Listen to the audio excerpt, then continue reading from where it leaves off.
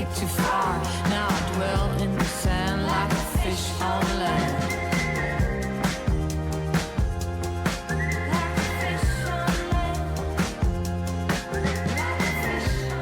And we are live. Hello. Oh, my camera's not showing again. Hello, everybody. Welcome to New Visions University, our Apocalypse Keys campaign. My name is Hina. I am your keeper of doors, and these are my players. Hello, players.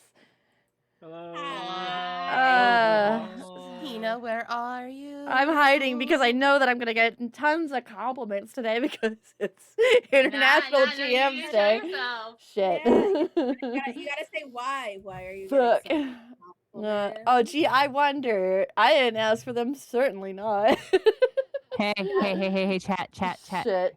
Compliment Hina. No. Did you guys know Oh, that Lord. Today is National GM International. Day? International GM Day. That's totally what I said. Yeah, that's what I said. Oh my god. International GM Day. Therefore, love your GMs. Send them lots of messages and tell Hina how fantastically beautiful and amazing they are. Because and claim that daily inspiration. Yes. Oh Lord. Yes, excellent. Oh Lord. Hi everybody. Welcome to Door 5 episode. Thank you for the head pat. Welcome to Door 5 episode 7. We were back at it again. It's been a long while. We missed you terribly. Unfortunately, we had a lot of stuff happening in February. So thank you for your patience, and it's good to be back. So let's go through our usual order of operations. We'll start with announcements and then introductions, and then we'll talk about what happened last because it's been a bit. And I want to make sure everybody's aware of what the fuck just happened last time. So, for announcements, we are currently in the works of our new campaign. So thank you for your patience as that is being worked on. More information on that will be revealed soon, including a teaser. And we're super excited to share more information with you. So thank you for your patience on that. And one exciting announcement is that it may be going to a specific podcast network that will be helping us out with that one. So that'll be very exciting. So that's really it for announcements currently. There will be no Wyverns Mark this Saturday due to a complication in scheduling. So there will be none of that this week, but it will be returning next week. So thank you for your understanding on that one, as everything kind of gets situated and under control. And I think that's it for, yes, I think that's it for announcements. So let's go into introductions. I always start with myself. My name is Hina. I am a keeper of your doors. Keeper of your doors. I keep your door. You probably didn't. Please, I need to replace my door. This gives me a great reason to replace my door. Keep my door. I'll keep your door. I'm the keeper of doors, the dungeon mistress, whatever you want to call me. I've been doing this for 8 years now. I am hopelessly in love with tabletop, and I'm very thankful I get to share with all of my friends and all of you. Moving into my, what is it, rhombus? It's a rhombus. A rhombus of friends. We're gonna go with Dan. Okay, hey guys, it's Dan, aka Danyan Senpai, on all social media, including Blue Sky, Twitch, YouTube, TikTok, whatever. Most of the guy who brings us to you in audio podcast form. Thank you guys so much for listening to wherever you get your podcasts. But here right now, I'm playing Nihlus. Continuing on my rhombus of friends. Next, we have Elain. Hi, it's always not the worst moment, damn it. Hi, my name is Elain Briar. You can find me at Elain Briar over here on Twitch and on all social medias. And I play Bee. Continuing around my rhombus of friends. Next, we have Snowy. Hello, my name is SnowyTequila here on Twitch and other social medias. Today I'm playing Sunny. And finally, we have Aka. Hi, I'm an Akayuay. You can just find me under the same name of all social media platforms. I exist. Over here, I play Cyrille. I was about to say a different name. Wowee. There Get is confused. there is one announcement I did forget. It is a bit of a sadder one, probably why I didn't want to make it. Unfortunately, currently, as many remember, Sammy was a part of this table, but unfortunately, due to health concerns, he will still not be able to return to this table. We appreciate everyone's love and support, and Sammy will still be in the Wyvern Smart table. He just will not be able to return currently to the NVU table. So NVU wanted to give all of its love to Sammy. And of course, we will miss him terribly, and Mason as well. But Sammy's also in the works with another beautiful campaign, which we'll, of course, talk about more. And it's separate from my surprise, so that means more surprises for you. So you should be excited about that. But we wanted to make sure we grant our love and support to Sammy, so thank you. And Sammy is always here in chat, so Sammy will be granting his support that way, with chaos Love in you, his own way. I love you, Sammy. All right. With that, let's talk about what happened last. I did write down notes. Thank God. Last we left off, you all were hopeful that you would be able to infiltrate Amelia's rehearsal, but unfortunately, Mr. S, the eccentric producer of the ballet troupe, said no.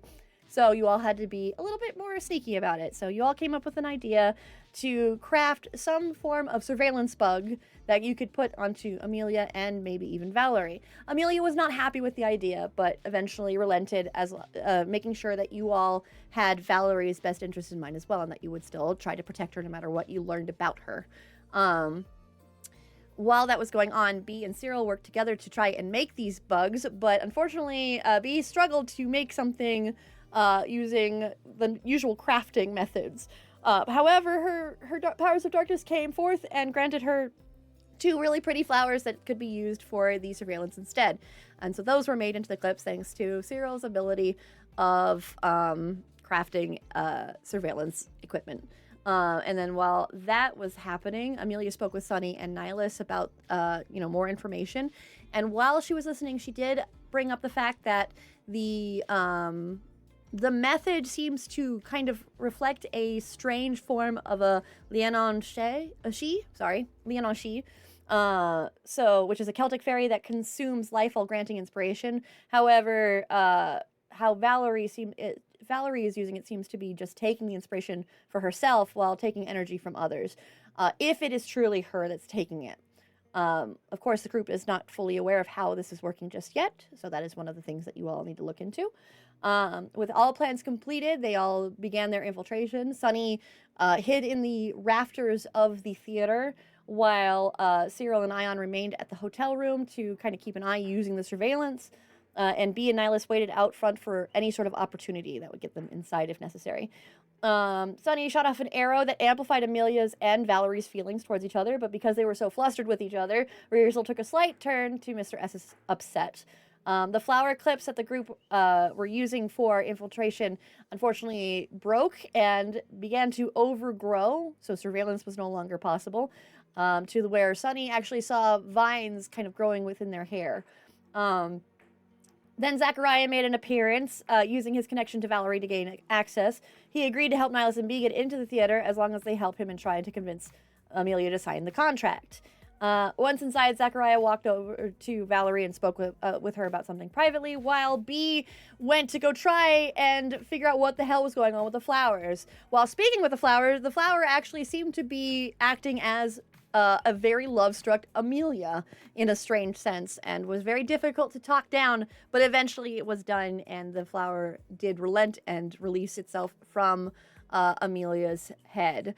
But because Valerie was walking away, Nihlus had to use his powers of darkness to try and stop time. When that happened, it got really, really scary really fucking fast, as the flower, instead of talking like a love-struck Valerie would, spoke of a contract needing to be fulfilled, the story must continue, and that they would be satisfied. After some time, the flower did wither and decay. With one more, we await satisfaction. And Amelia and Valerie soon separated to go to the backstage area to speak about something. Sunny witnessed something that made her realize that something horribly wrong was occurring, as Valerie began to sob and embraced Amelia. Amelia, wanting to do anything to stop it, offered to assist in any way she could, which unfortunately for everyone here, that was signing the contract. Amelia regrettably signed the contract with Zachariah and agreed to meet with him tomorrow morning to finalize the contract itself. Cyrille, upset and enraged by the fact that the chaos had once again removed the plan or made the plan completely different, was comforted by Ion, who did share that yes, chaos is definitely a factor, but more doors are open, and even did share that she had an idea that maybe could help. And so Cyrille, taking her words and understanding that even she was made of this chaos, and so that there was hope, it was not time to despair just yet, Cyrille gave the order, and Ion had messaged everyone, including Amelia, letting everyone know she had a plan. And that was where we ended the session. If I missed anything, feel free to pipe in, but I think I got everything. I think so. I believe so. Okay, cool. We have a Dice of Destiny, so I'm going to roll that. Yeah. It's a bump up. Okay. Oh, I need to roll for the... Because we gave it to the birthday girls last time. Yeah. Oh my god, look, it's a month. It's exactly 1 month after. Oh my God. It is. It is. It's been a bit. Snowy. Sunny gets the bump up. Ah. All right. So you have the great equalizer. I'm sorry, not the bump up, the great equalizer. And then there's also a bump up here. So that may come into play in the next roll. So with that, are we ready to play? Guys, I've missed playing so much. Are we ready? Yes. We good? Yo. We Yep. Gucci? Okay. Do it. Let's go. We I'm scared though. we're going to kind of do a little bit of a time lapse where we're going to move time a bit forward and everyone will return to the hotel room, Amelia included, who is looking very upset with herself. But you all meet in the hotel common area of your suite, where Amelia is just sitting on the couch, kind of looking down at the floor, fiddling with her fingers, expecting you all to be quite angry with her.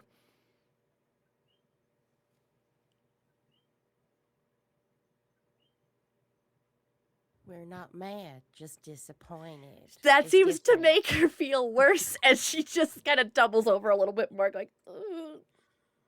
Not disappointed. We just want to know what happened between you I and don't Valerie. know. It just, I saw her crying and something inside of me just broke, and I need to do anything I could to stop it. And so I'm sorry. And she asked you to meet with the head of Astra. She asked me to sign the contract. Let's see. You've known Valerie your entire life. Was this out of character for her? I don't think so. I mean, everything's all loopy and topsy-turvy, and I didn't expect anything like this to happen. I feel like my emotions were out of whack, and I don't know. I don't have a good answer, I think, and I'm sorry. It's No, it's okay. It sounds like.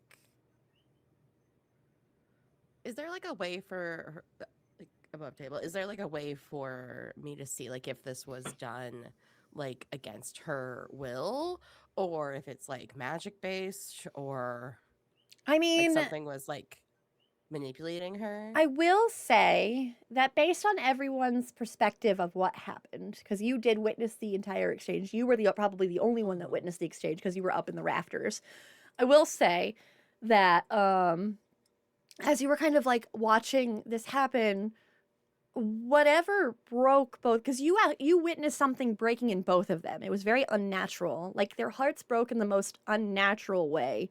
You're not still sure what happened. Your arrow wouldn't have done that for certain, but something broke them in that moment. And in that breaking, Valerie was desperate. That was the emotion that was amplified and it seemed to almost amplify as well in Amelia, but for a different kind of reason. You're not sure what Valerie's intent is, obviously, because you can't talk with her. But for Amelia's intent, based on what you're hearing from her now, it was a desperation to heal her, to make her better, to make it okay. So there was two forms of desperation that had happened, but it wasn't that anything like pushed It that wasn't into like them. mystical or anything. It was just No, it almost was like they had that kind of emotion in them the entire time. So if it was there, you wouldn't have noticed it until it broke so drastically. So that emotion seems to have been within them for at least for a long time, or at least from what you're gaining from this one, from Amelia's conversation.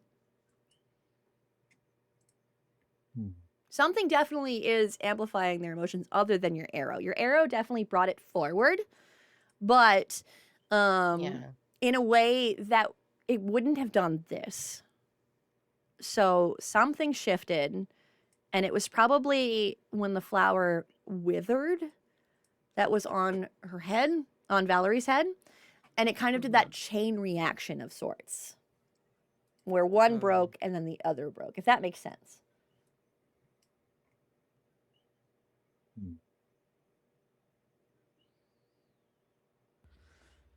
How are you feeling, though, Amelia? How's everyone feeling? That was kind of weird. I'm still feeling a little hazy, I think. Everything just feels weird. Want some water? I might just need to go lie down for a little bit, if that's okay. Of course. She'll nod. We'll call you if we need you. So She'll nod please again. rest. Thank you. And then she'll stand and she'll move to the bedroom where the girls are staying, and we'll shut the door quietly behind her, leaving you all alone. Nihlus will look at B, knowing a lot of what happened is because of the flower. Like, B, are you alright? I'm okay. Are you sure? I'll get over it. Get over what? What happened?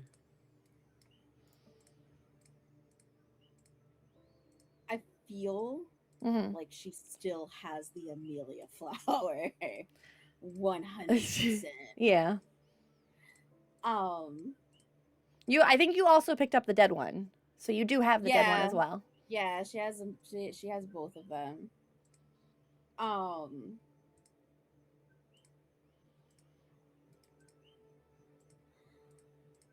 I talked to them, the flowers that were stuck in their head.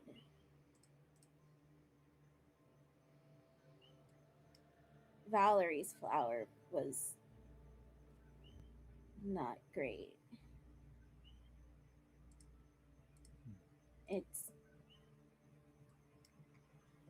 There was a lot.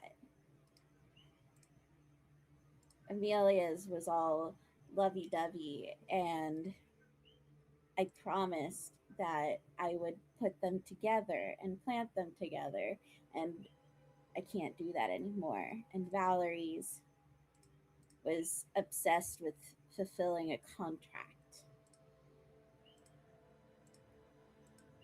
Did they? Well, I mean, it's got to be that contract that they're talking about, right? It's not. It is. I'm assuming it is that contract, but it also. She stays quiet for like a brief second. The flower had asked. It wanted some type of satisfaction for it to leave Valerie alone, and I don't think I actually gave it, and that's why all of this is happening. I think Ion will pipe up. You couldn't have known what would have given that satisfaction in the moment, though. Don't be so hard on yourself.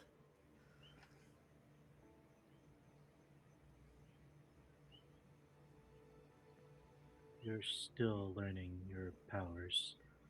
You had no idea this could have happened.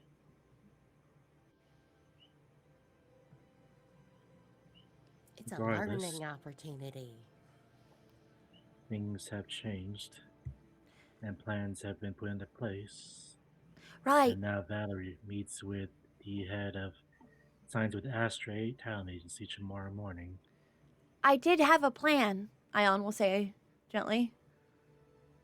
If you all want, I can kind of talk about it a little bit, unless you want to discuss this more.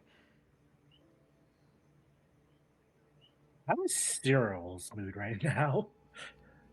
He's been kind of quietly observing and digesting all the information that he was unable to get from you guys when everything went to fucking shit, basically. Hmm. He's kind of just. I'm gonna assume there's like a window there. He's kind of leaning against the wall, kind of looking out the window. Mm-hmm. And then when Ion pipes up about the plan, that's when he sort of looks their way. But you could just tell on his face that he's kind of miffed on everything. Better plan goes to shit. Why wouldn't he be miffed?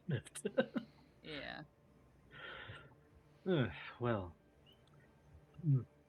perhaps we should discuss your plan then. Ion will nod. I know that this seems bleak and this wasn't what we wanted to happen, but now that it has happened, we have an inside agent into Astra. Having that insider access, Amelia can find out more than we were able to when we were infiltrating it. We could actually infiltrate much safer. We would not be able to accompany Amelia for this, though, wouldn't we? That's not 100% true. Ion will kind of like start fidgeting a little bit with her fingers. She's not used to being the one that gives a plan that she has, so she's a little bit nervous.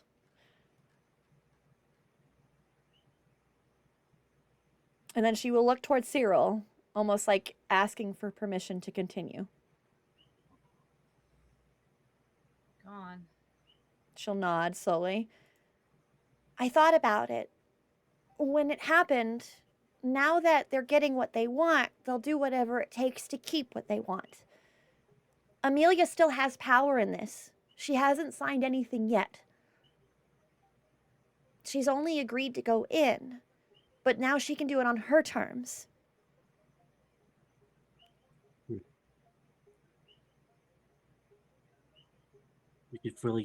We could possibly better get an understanding of why they are so intent on signing Amelia. Exactly. They'll be more open to talking with her now that the negotiation tactics aren't necessary. Now that she's signing on, we could probably find out easier what's going on inside. We could even act as representatives for her in a sense. Yes, I'm sure Amelia would want her sister by her side for negotiations. It's very common for people to be nervous about such meetings, and it's very normal for someone to want a representative or at least an advocate to go with them to make sure that they're getting everything that they need. If Amelia goes by herself, she'll have no advocate, meaning she'll feel unsafe. So it's very understandable that she would ask that somebody join her.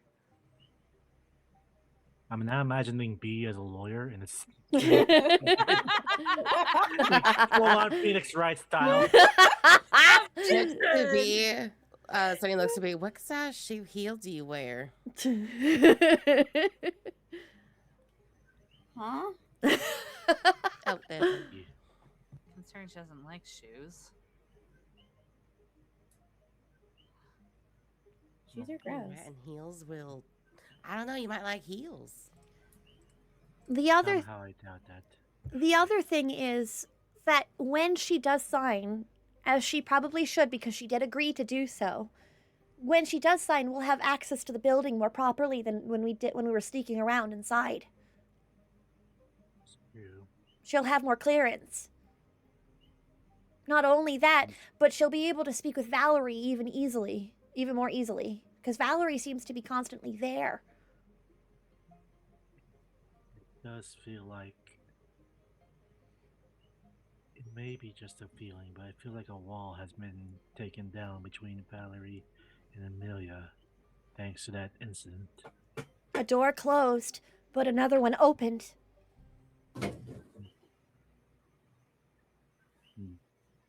Well put. Okay, so we have B as Sunny going with Amelia. What should the rest of us do?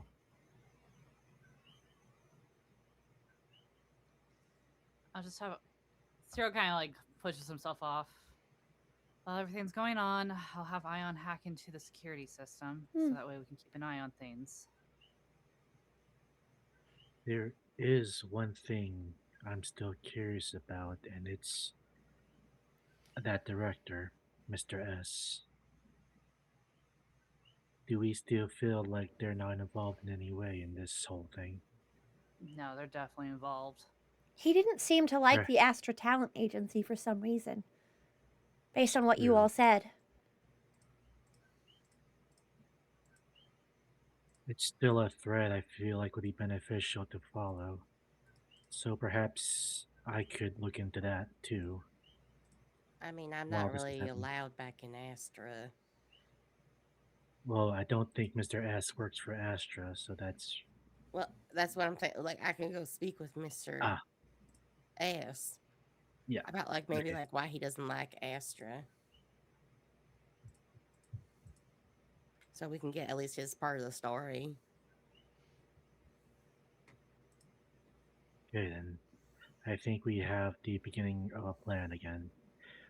One that will hopefully go off without a hitch. If we go with the chaos more than against it, I think we have an opportunity.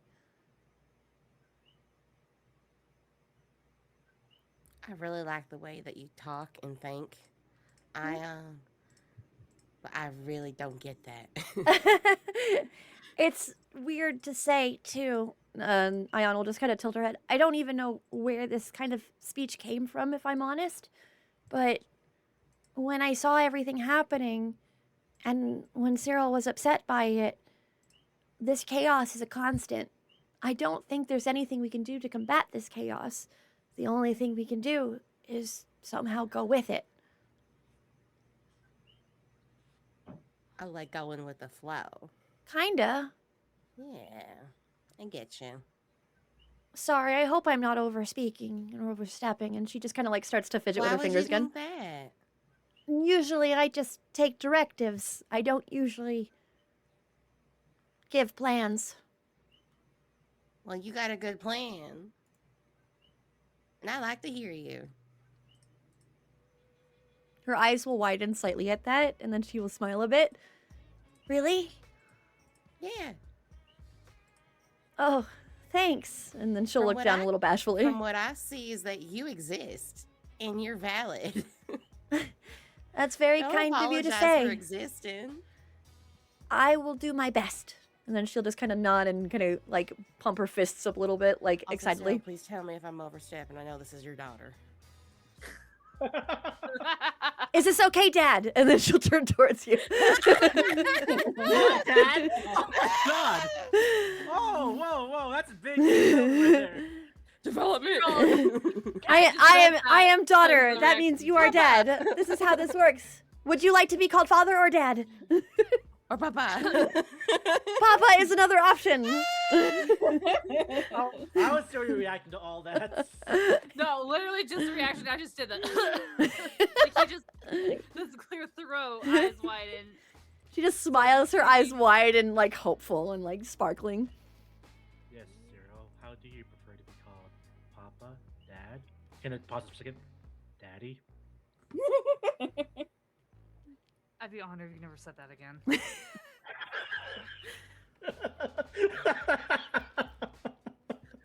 I think Ion, seeing that upset Cyrille, will point double towards that. Nihlus. You are not allowed to say that ever again. Yes, Ion, I will never say that again. To Cyrille. She just nods. Don't be saying that to me either.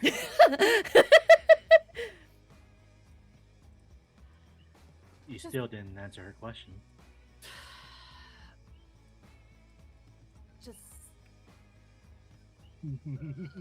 I can still call you Cyrille if that is what you prefer. I prefer that for now. Okay. Oh. She just smiles a bit more. You see Nihlus give a thumbs down like, boo. It's better than her just calling me creator. I see your point. Well, Also, it's kind of weird in public too. Hmm? they call someone creator in public. Yeah. Mm. She just nods.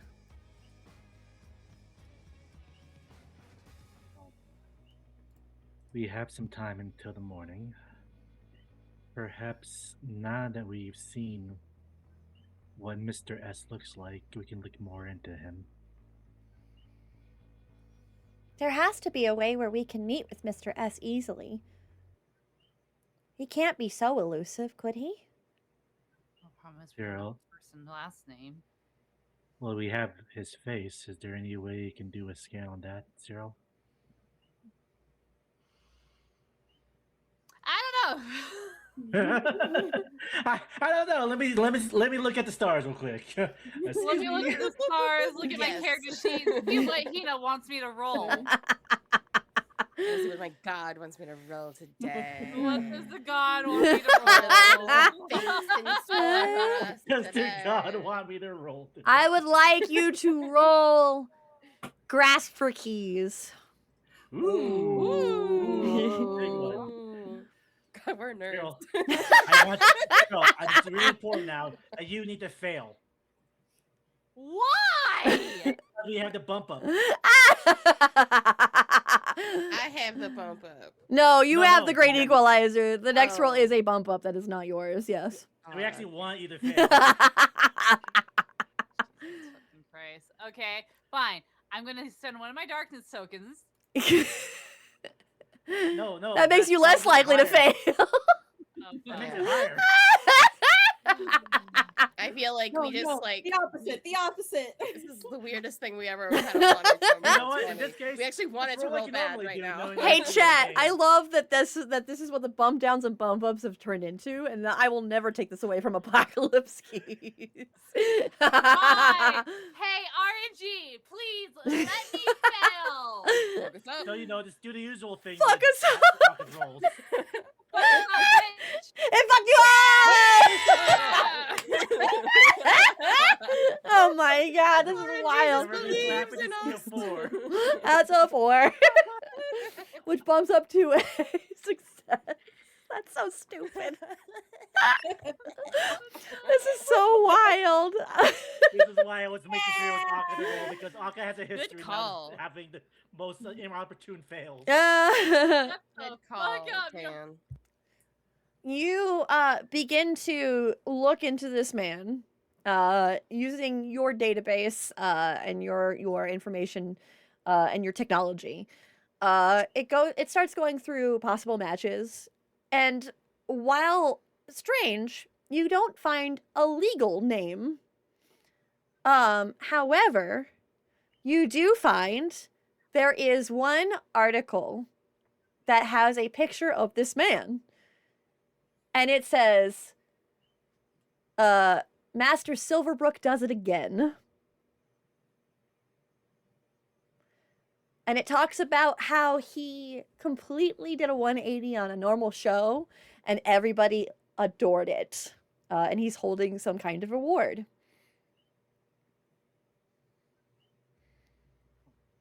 Cyrille's gonna just kind of have this look of looking into the award of what it was. Yeah. It's an award for writing best ballet. So, using this to your advantage, you begin to look up Mr. Silverbrooke and you find articles. You found him. He doesn't use his legal name, but instead uses the name Silverbrooke. He named himself after the city. Okay. Someone thinks highly of themselves. Which is one of Um, the awards this man has won. He has Over the won side. a shit ton of awards. And that first one, where it called him Master Silverbrooke, that is the first time he has used that name. So it is a name that was granted to him by the city itself in a way. Have a name, kind of. Yeah. There is we also, have- as you continue to look, there is discussion of how an author was reached out to by Master Silverbrooke but denied or declined. Does it say what the author's name is? Elio White. Of course. Oh, we know him.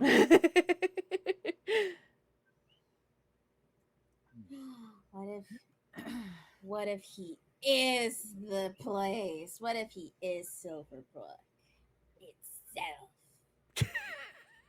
You're saying the Highly city doubt is that. manipulating everything? Do we? No, Do we have? he's No, Elio? manipulating the city. I doubt was that. about to say, I think a bigger revelation is that Eliel knows Mr. Silverbrooke. What if he asks Eliel about it? We could possibly ask Eliel to put us in contact with Mr. Silverbrooke. Who has their number? I think at least one of you has his business card. I know I will don't. text it You and text the number. yeah. Okay. What do you text him? With Text him. Trinity quick like hi gift. It takes a I don't know moment. how to talk normal people. Like a normal person. It takes a moment, but then you do get a message back. Interesting way of saying hello, but hello. Okay, then I'm gonna do the speech to text. Yeah. I was about to ask, you could probably ask if you can call. But this is so much fun. I press the button and then I say that. So yeah, this is so much fun. But this is better. This is better. Shows up Oh, on the no. screen. Oh, no. Hi, Elia. Oh, hi, just Elia. Wondering, if you had It some misspells time Eliel to Ariel. Of course it does. Ariel. Oh wait, it's not supposed to say that. It says that. It adds Okay, that. well, Sonny is taking in everything you're saying. I Please know. take a It's moment everything to- you're saying. It's taking too. Nihlus' stuff too. All right, go ahead. If you have time to hang out today, we have some questions for you. If you would, be so kind to oblige. Send. Do you say the word send? It. I just say it was send. That is incorrect. It just sends in that whole entire thing. Yeah. Yes. Yeah, it doesn't send. It just says send. Oh wait, is this the button? And then it says, oh wait, is this the button? I didn't say I was good at technology. Okay? You send off the message. You see the typing and then it stops. Then you see it again and then it stops. And then you see it again and then it stops for a moment. And then finally it starts back up and it says, "Can I call you? Would that be okay?" And then I just send the gif of like trying to click dancing. Your phone starts to ring. Please answer it. Yeah, wait, give it like 3 rings. Why? Otherwise they're gonna think that we're like But they know you're on your desperate. phone. I think Cyrille just takes the phone finally and just answer it. Please We're all call here. Phones are weird. Those are weird. It's people. just quiet on their side for a moment, and then when everybody finally stops. Oh, so everyone is there. Understood. Hi. That was a very Hi. interesting text message. I don't think I've ever received one that's quite like that. Yes. Well, it's a Sonny son- is having Sorry. much fun with the voice to text.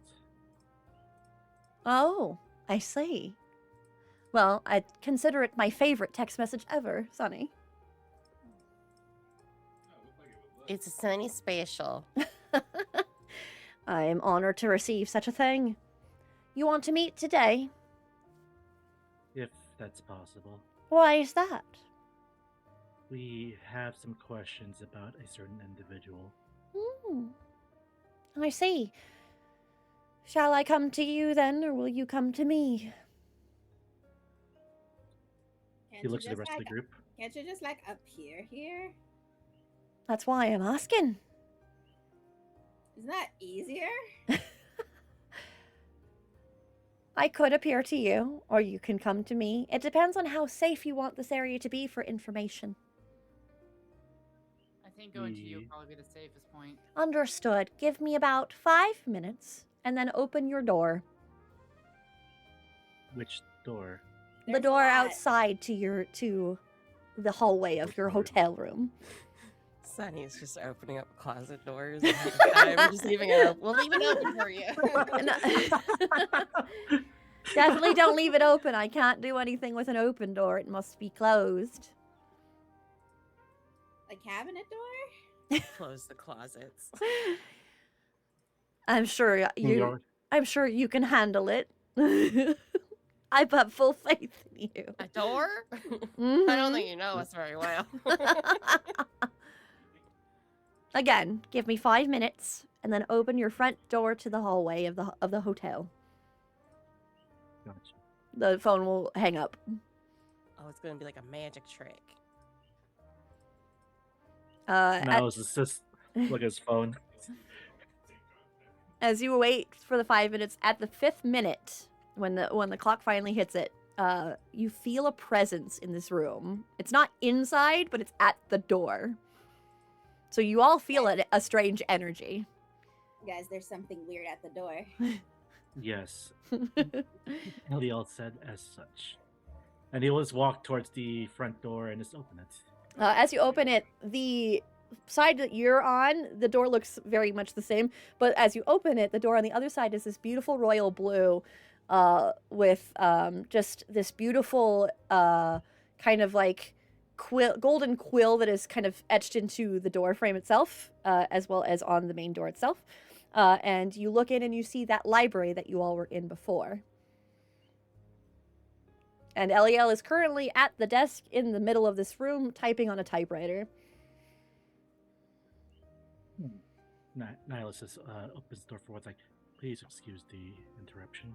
No, come on in. I just need to finish a few more things. They just smile. Nihlus walks in. Then he kind of motions for the rest. If they want to join in, they can join in. Bee pokes her head in, like, through the door, and then she's like, just goes inside. Mm-hmm. Sunny's gonna sit across from the desk. Okay, so you go in and sit across from the desk? Yeah. Mhm. Okay. Cyrille just kind of goes and plants himself wherever. Ion will raise a hand. I will wait with Amelia in case she wakes up. Thank you, Ion. You're welcome. She just smiles. Happy to be of assistance. And I then love your daughter. You're so nice. and then the door So well taken. the door will Good- shut. good raising.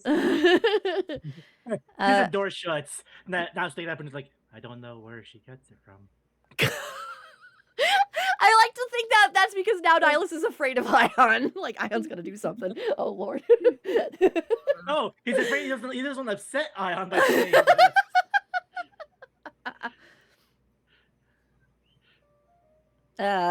Elia will finish something on the typewriter and then move to stand up. Welcome once more to my humble abode.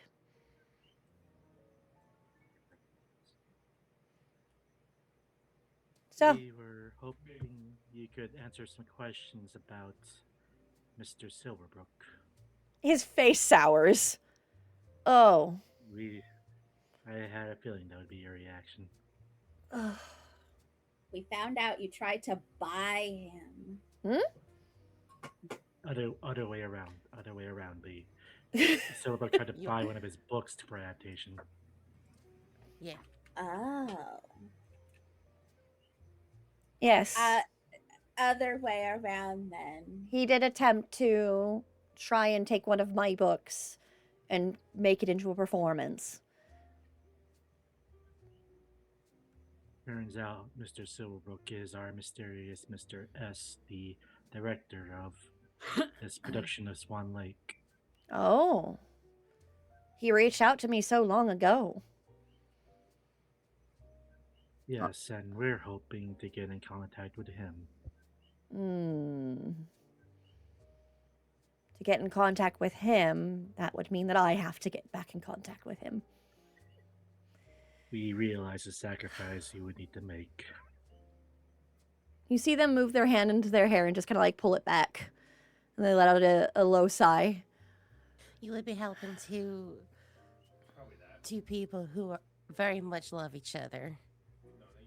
Well, I'm all for romance at the very least. Very well, but I'm sure also if you have questions, I can answer them, depending on what you want to know. I guess the first question would be, what was he like when you two were in contact? I didn't recognize him if that was the same gentleman in the at the performance we saw. So he definitely didn't look like that before, I will say. No, he wasn't that eccentric back then. No, a normal man. Typical suit, typical tie. Pretty well put Yes, together, actually. And how does someone that took their name from the entire city, wildly award-winning, become gestures towards just deer like that? Well, back then he only won one award. So, I don't know, maybe it was the amount of awards that he got. Success can do strange things to people, I will say. It probably would have done the same thing if I wasn't already in such an employment. My writing, it always takes a secondary priority, if you will. Just what story did he want the rights to exactly? I'd have to think. I should have the paperwork. And then he'll move to his desk and he'll begin looking through a file. And then he moves to another area and goes to find a different file. It's been so long, but I do think I have the discarded contract. Even if I don't sign them, I always keep them. Just for my own safety purposes. A man was trying to slander my name. Definitely wanted to make sure that I didn't let that happen. Take it he didn't take your rejection well. He's not a man that does normally, from what I've gathered. I'm not the first one that denied him such things. But I am the first that he attempted to slander and failed, I will say. That man will do whatever it takes to get what he wants. He's definitely someone who's dangerous in this world. Cyrille kind of takes a moment to think. I forget, was Cyrille around when Elio mentioned that they were looking for the book? Yeah. Okay. I think. Then I guess he's the gonna... Same thought. This is over. This is like Same brain cell? Same brain cell. Same brain cell. I was thinking about the book. I'm like, ooh. Oh, no wonder they share the same birthday. No wonder they share the same brain. Twin. Then here Have you comes... been? Anyway. Oh my god. Cyrille Nobody looked at Elio. knows me like you. Go ahead, Cyrille. Alright, Cyrille looked at Elio and he goes, that book of yours, would it by chance mess with somebody's mind or a shift in reality? It has that potential, yes, depending on who's using it, I would say. Alright, and then Cyrille takes that opportunity to explain that the night of what happened, of what he saw and what he heard. The young girl had it. Yeah. Interesting. Question. Hmm.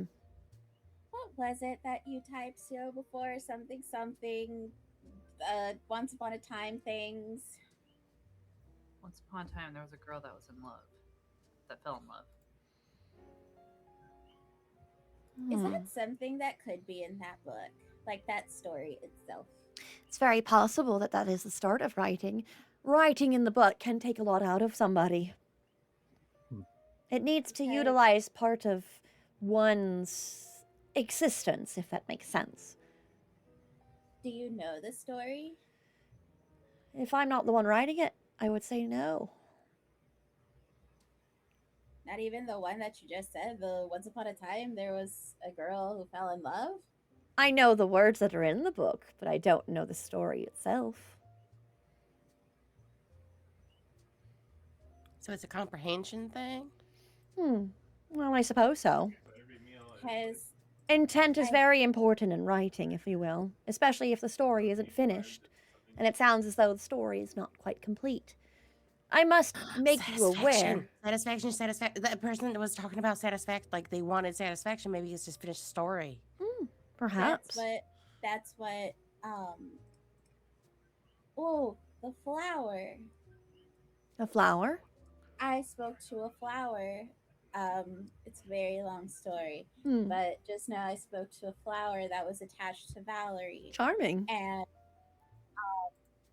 was not charming. It was actually very creepy and Oh. scary. And it kept talking about demanding satisfaction. It wanted to be satisfied. It wanted the story to continue.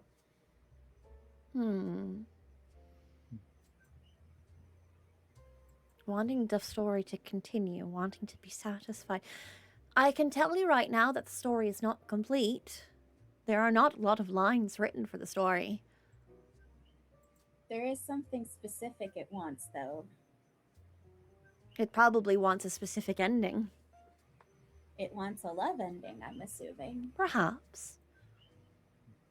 That's what it was demanding.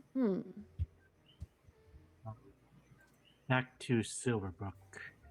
Did you find what story he wanted Ah, to get the rights to? Yes, thank you. It was one of my older ones, I will say. It was a story, it's more of a mystery, if you will, where there was a girl who was searching for the love of her life, who went missing.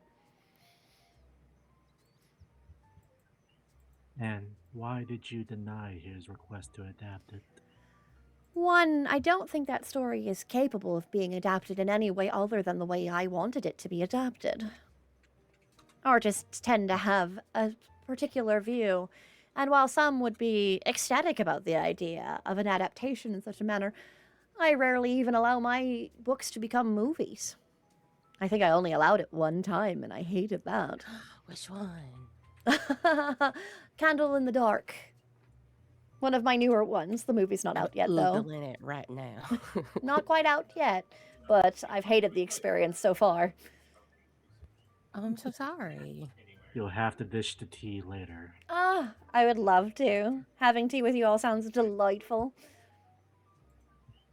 But, that being No. said, knowing how Silverbrooke got their reward, they did a complete 180 with the story that they took. So you can imagine my discomfort with that same man trying to take one of my stories. Because more than likely, he would have done the same thing with my writing. Let's see. Would it be possible to arrange a meeting with Silverbrooke for me and Sunny? It's possible, but he would want me to be present. I don't mind being in attendance, but I won't be agreeing to anything that he wants. You need to be upfront. I need to be upfront with that one. That's fair. We just feel like he's still involved in this more than we think. I'll tell you what. I'll see what I can do with my own connections. Make him the one that reaches out. That way I can decline. If I'm the one that puts forth the idea, it would be quite awful if I gave him hope and then took it right away, as delicious as that sounds. And if he's the problem, it might make it worse. Correct. I'll see what I can do. I have some friends that I'm sure I could put forth an idea. Well, I'll wait to hear from you. Thank you so much. Of course. Is there anything else I can assist you with? You all are doing me a grand favor of finding my book, after all. This was better than my idea. I was gonna tell Nihlus to turn into a ballerina and sneak into the place. Well, that would be interesting, wouldn't it? I remember my promise early in when the season started. I'm trying so freaking hard. You gotta give me some notice so I can actually go and get a tutu. You do that, right? I don't keep Put the in tutu. the Amazon in the order place. now. Get the tutu. Time to put in the order. Trit. Yeah.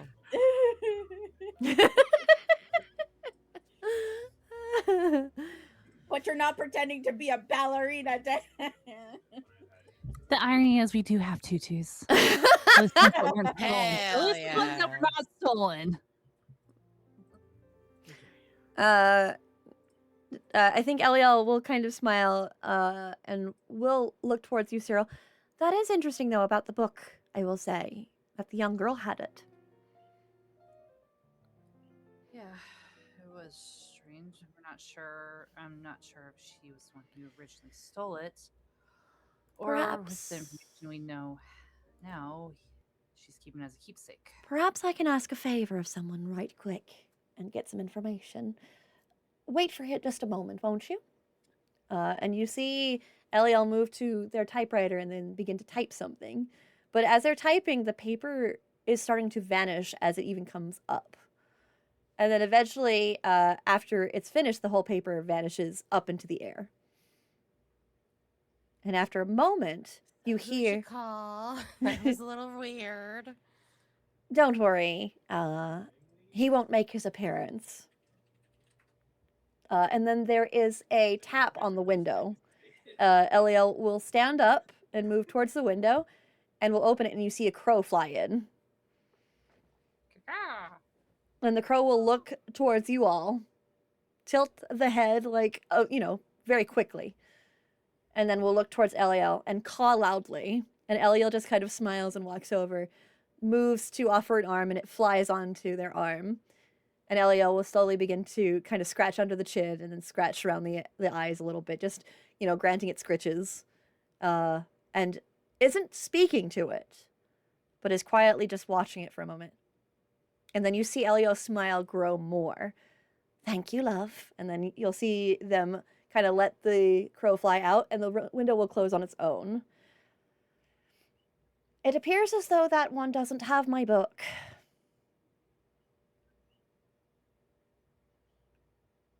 Or at least right now, she doesn't have my book. Okay, I'm a little lost here. Who's that one? Did we discover that Valley had a book? Yes, you saw it. Not Elliot. I'm sorry. Cyrille saw it after that weird performance of the mannequins. It was on the recording of Valerie holding the book in the alleyway. Yeah, I remember now. Yep. Okay. She doesn't have it right now. That being said, borrowed it. that's what I was asking mostly.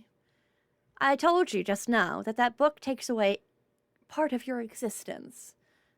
I have a dear companion that can help me understand if that existence had been taken with that one particular individual.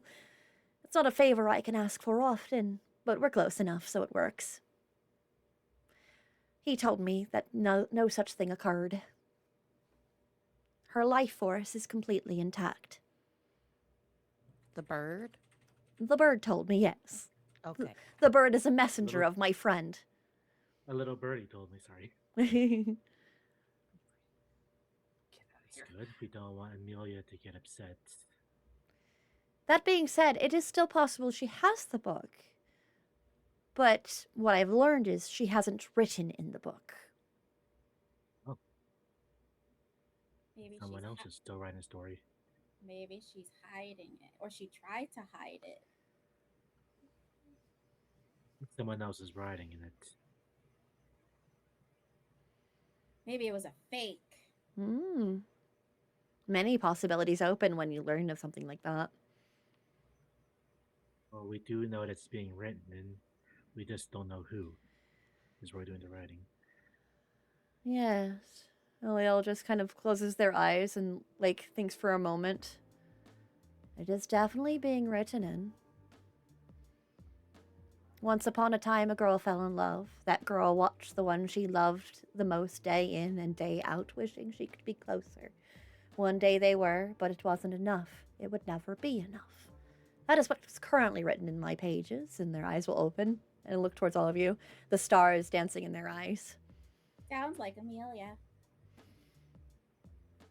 And it does sound like what Sunny was feeling from Valerie too.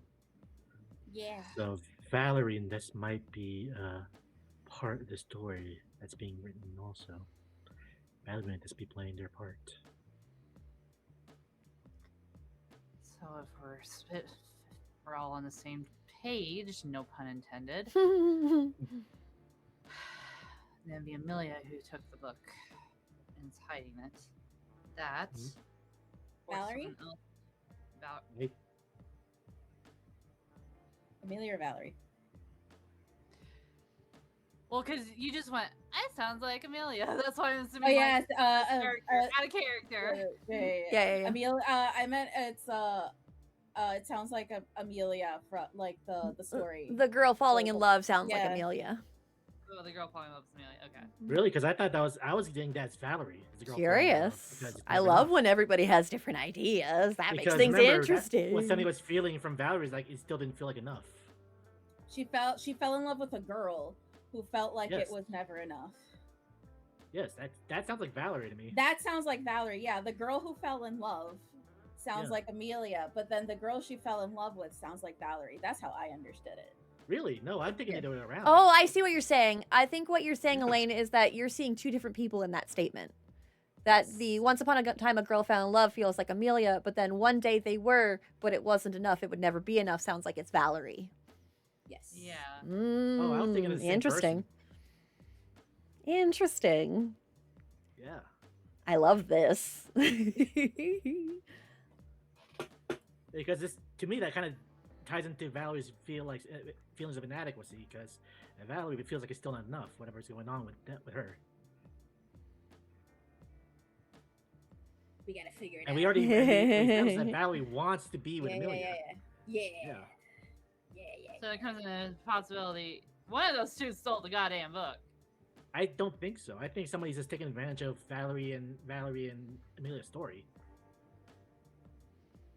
So- I think someone's trying. I agree. Yeah. Yeah, I think someone's trying to take advantage of their feelings. I love this. So currently, right now, the options are such: either Valerie has the book and is hiding it, Amelia might have the book and is hiding it, or there might be an outside force that is impacting both girls. I think it's that one personally. Well, we learn more as we continue, but never deny such options because we never know what's going to I have happen. another sneaky suspicion of who's going to be in it. We have to get to freaking the agency. Silverbrooke? or- I love this Yes. so Oh, yeah. much. Yes, we are twinning because there's one person we haven't met yet. God Yep. damn it. Yeah. Yeah, that's why we're about to split the party. Try to follow two different leads. A gift for me on this International GM Day. All We're gonna right, Scooby Doo it, aren't we? yeah, we're Yep, going to gang. do it. time to Scooby Doo it. Scooby Dooby Doo. Let's fucking do this. Elliot just kind of smiles. This is quite intriguing. I may have to write this story myself. But we get copyright. Ah, now you're learning. And then they'll just point towards you with a big smile. I believe the term you want to use, Sunny, is royalties. And royalties. There it is. And then they just nod. You wanna Thank be you. royalty? We're gonna get money. I like money. That's if I make the book. I like money. Sorry. Well, come on, you got a typewriter. Let's go. You are quite adorable. They just kind of smile a bit more towards you, Sunny. I'm taking it. I'm aware. Do you want to see him again? Isn't he great? Look at him. He is quite fascinating of an individual, I will say. And look, this is also one picture I took. And he's like an orc person. An orc person? Yeah. I am too. Here's the other one. Like it's a filter. Oh, I see. Like, oh, okay. You know how to use filters, but you don't know how.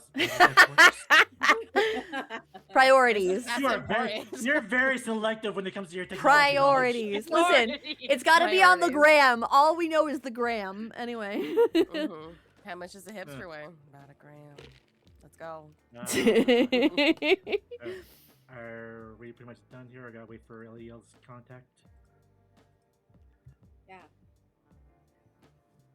Shall we head back to the hotel room then? Yeah.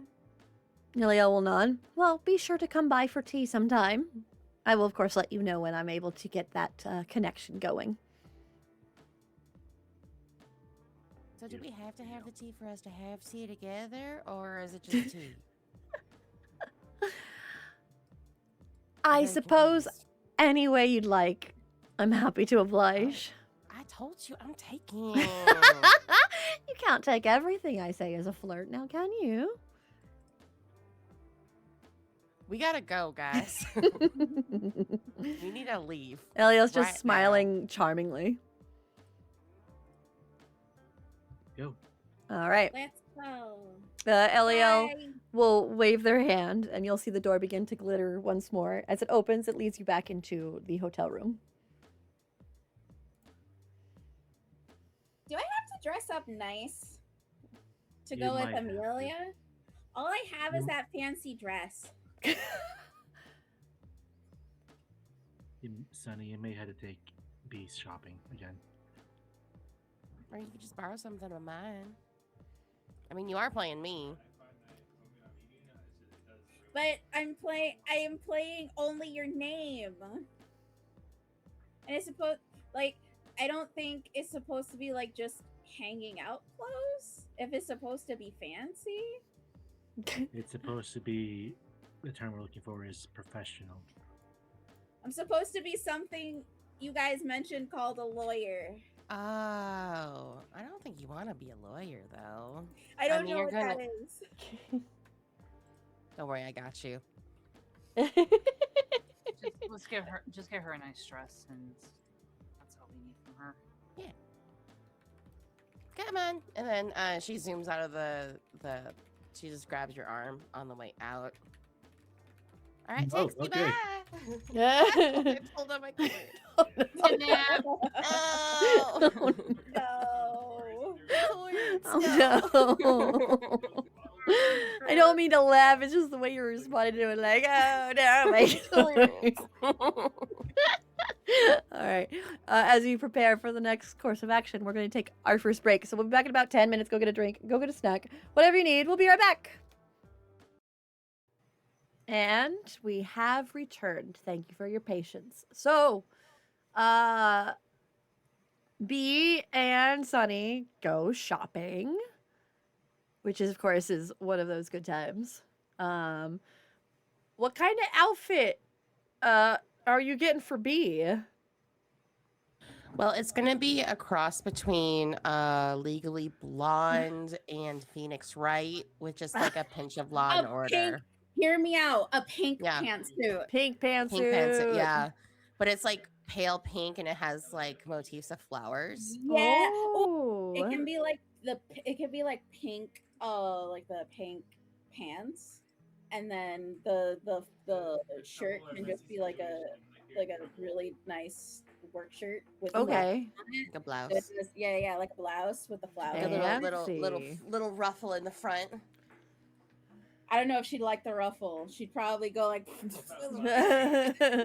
Just keep messing with it. She'd probably play with it the entire time. Oh, okay. The no ruffle. Maybe like That would have probably been an option, and it'd be like the ruffle, and then she's just like slapping at the ruffle the entire time, not the ruffle. just fighting it. And then I would also like to get those types of shoes, like where it looks like it has like a flat bottom to it, but it's just like the ties that go around your toe. And up your ankle, so it looks like a shoe. A fake shoe. Fake shoe. Okay. Yeah. All right. I love this. B is all lawyered up. You're gonna look so intimidating. It's gonna be great. Objection. Perfect.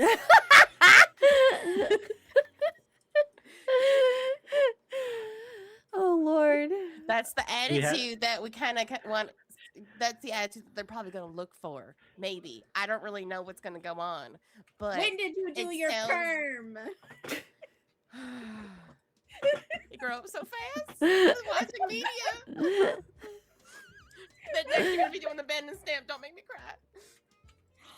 Can I do that? Is this? Oh, we can is both that- do it. Is Bend that what? and stamp. Am I supposed to do that when I'm No. there? No, that's more like a flirting flirt. That's more like a flirting thing. Like if you want to flirt with someone. But what if I want to break someone's nose? You bet you do that too. When did you get Oh my here? Sorry. If I want to break their nose, then I can do a bent. Ooh, it's a weapon. I mean, flirting is a very powerful weapon. Yes, I have to agree. You're not wrong. Depending on how you use it. only for good. Must we use our powers? But what if our powers are for good? I'm sorry. What? You said unless we use our powers. So unless we use our powers, that means it's bad. Well, we have But to what use if our it's- flirting powers for good. Oh, so not your powers of darkness, Oh. but the flirting powers. Oh, I Flirting haven't. powers. Oh, I haven't done that. Yeah. No, I haven't used them for good. Oh, what did you do? I use it to get what I want. What was it that you wanted? A lot of things. Oh. What kind of things? Well, it's how I got inside the ballet. Well, I kind of made a okay. deal. But I was thinking I like you tried, like ate I someone or tried. something. I don't know.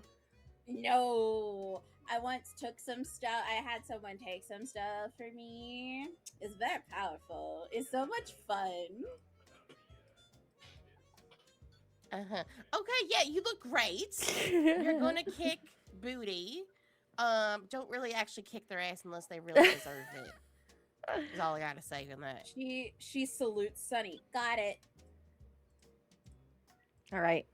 Meanwhile, back at the hotel, like Nihlus goes, "Please tell me you're gonna put an earpiece in B's ear."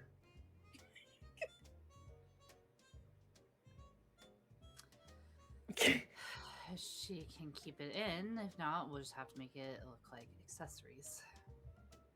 Hmm.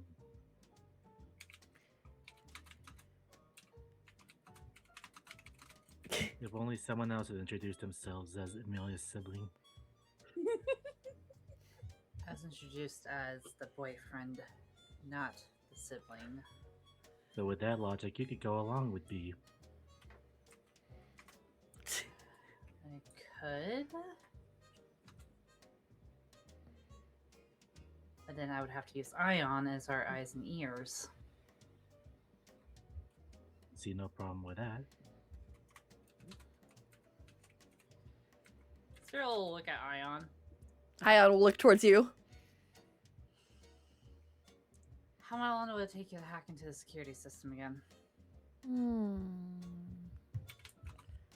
Probably not long. I would say if I gave a proper estimate, about 10 minutes. 10 minutes? Hmm. Good. That's what we're gonna need. Depending where the meeting is, we gotta be able to record everything. Hmm. And with you there, there will be someone to keep B in line. You act like I'm her keeper. A beekeeper? I'm her.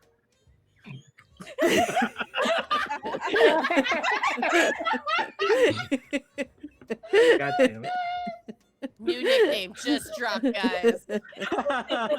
New episode title just dropped. Yeah, Beekeeper. episode, the beekeeper. Ion just kind of smiles a bit like not sure what just happened. Was that good? That was it. Oh, sorry. That was perfect, Ion. Yay! Ion just kind of smiles. I'm doing so well. Yes, well, in all honesty, if there was someone here who could keep B possibly in line, it's you.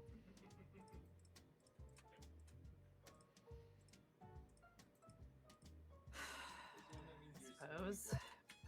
I mean, I'm just an enabler, so.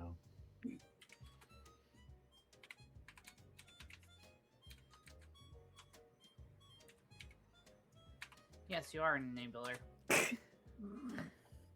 He Yes. just gives Nihlus a look. What is an How does this look- enabler? An I mean, they're enabler, like- Go ahead. someone. Wow, I actually forgot the definition out of character.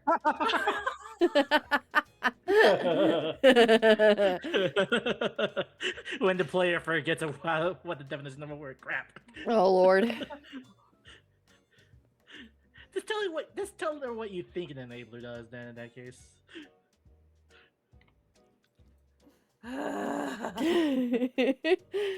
Aya just tilts her head.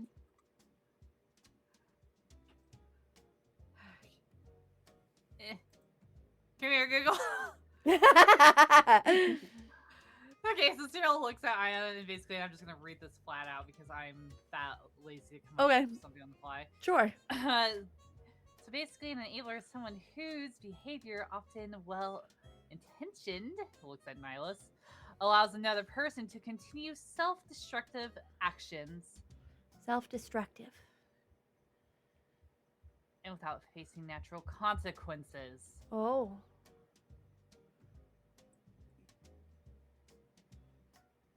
Still staring at Nihlus. no, just looks back and just without missing a beat, like live and let live.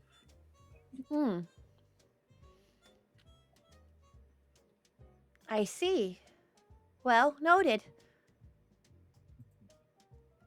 I think at this point, Amelia will come out of the room, kind of like rubbing her face a little bit.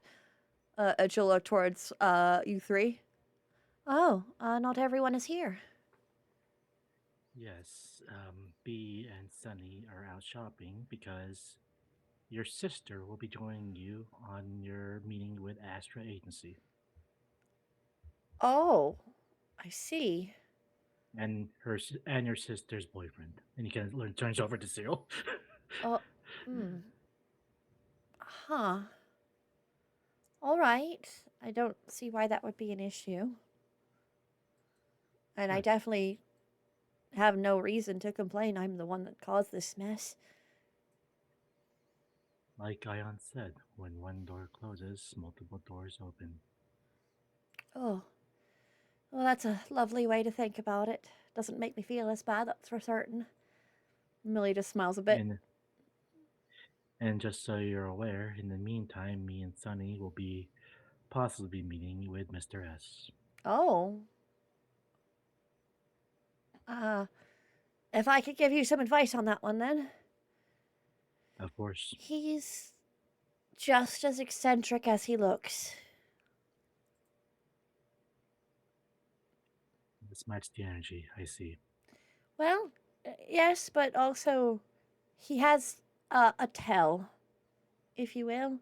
Hell, He will get serious if necessary. So if things start to go against what he likes, there will be a little bit of a shift in personality, if that makes sense. see. And it will be useful information. I'm glad I could help. Are you I- feeling better?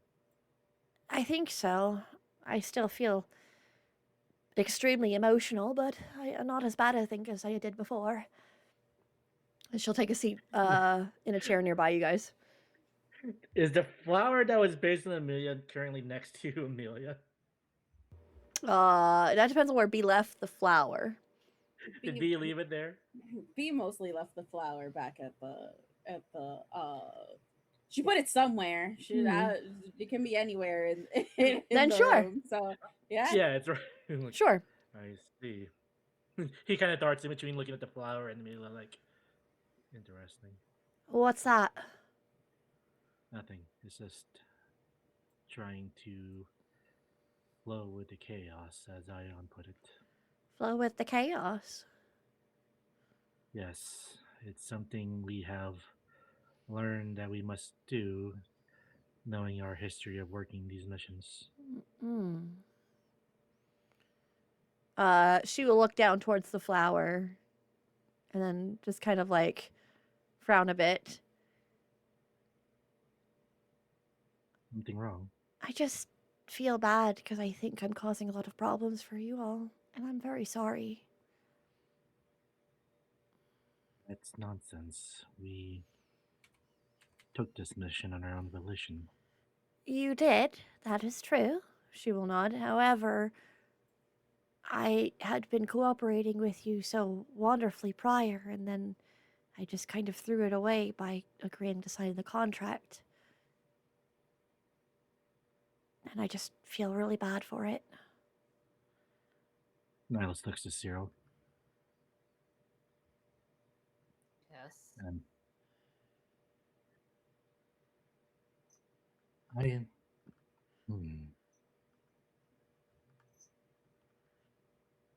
While it's something that was not planned, it's important that we see the opportunity that arises from this.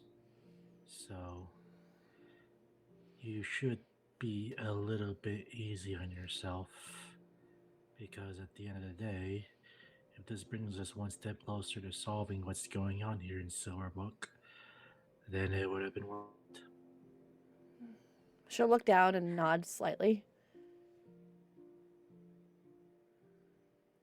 I think Cyril's gonna look at Nihlus like, who are you? What have you done with the other Nihlus?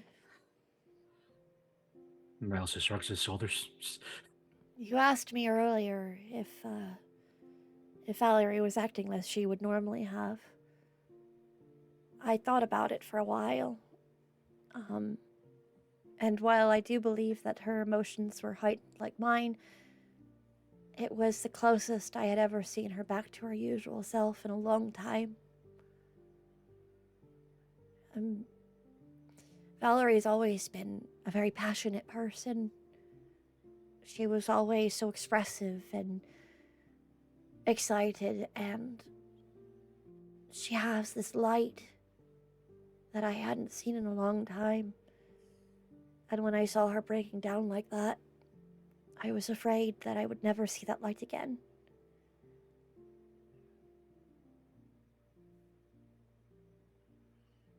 Suppose you cannot fully be blamed for doing what you did then.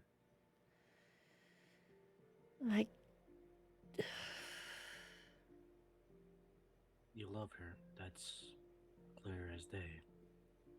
She stiffens as you say the words.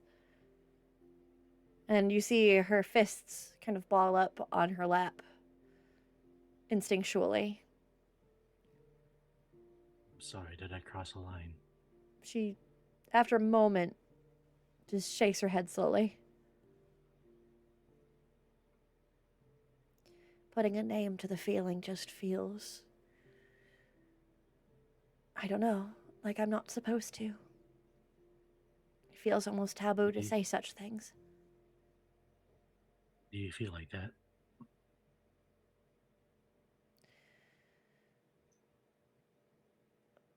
Valerie is something I don't think I've ever imagined I could be with. I'm always steps behind. And I don't mind being behind. It's beautiful watching her flourish. Every time she dances, my heart just sings and soars.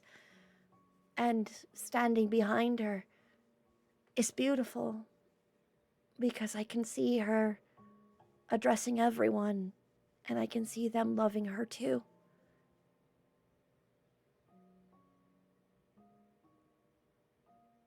I'm already in a spot that no one else can be in. Imagining myself next to her feels almost illegal. Like you're not enough.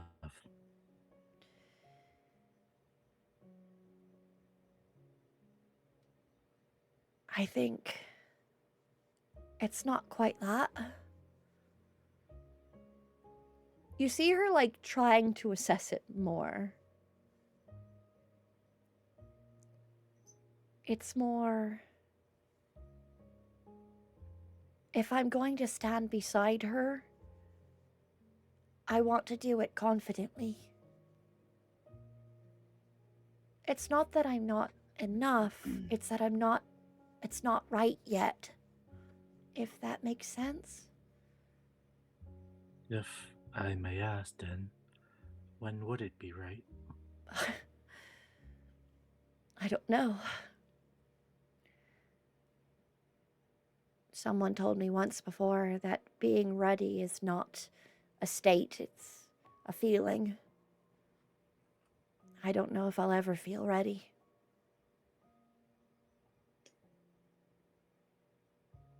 You want to wait until you feel ready, but don't know when ready would be. Nihlus turns to Cyrille like, humans have such fascinating emotional range. You're not wrong.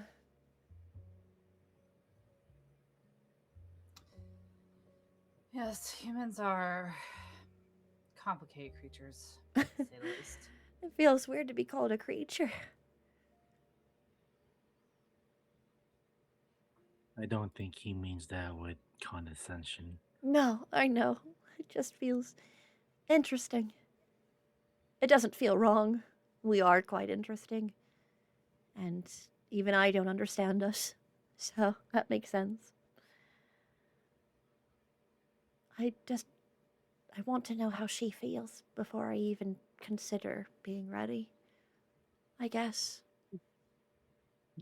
Nihlus kind of plays all the memories of Valerie looking at Emil like, yes, if only we knew.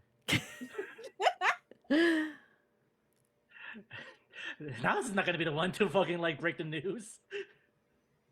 As you say that, Nihlus, you see a look of knowing in her eyes.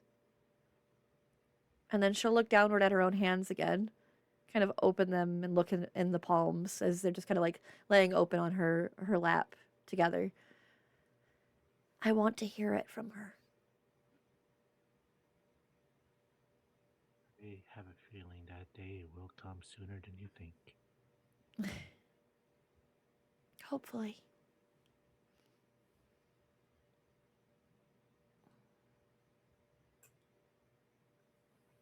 Remind me again, this whole time, why are you reluctant to sign with Astra to begin with? In all honesty, it just felt weird of how things were going, I will say. Astra kind of came out of the blue, almost. Like, we've worked with Mr. S for a while, I will say, but it's only based on a recent performance that we had that Astra started reaching out to us. And because of how quickly it was, it's what made you resistant to signing with them. She will nod slowly. It just felt odd. I don't Yes, sir. really have an explanation for why it felt odd, but almost like the timing was right. Or too right. That's If just circumstance- someone. He looks at Nihlus immediately as if someone pre-wrote it to be.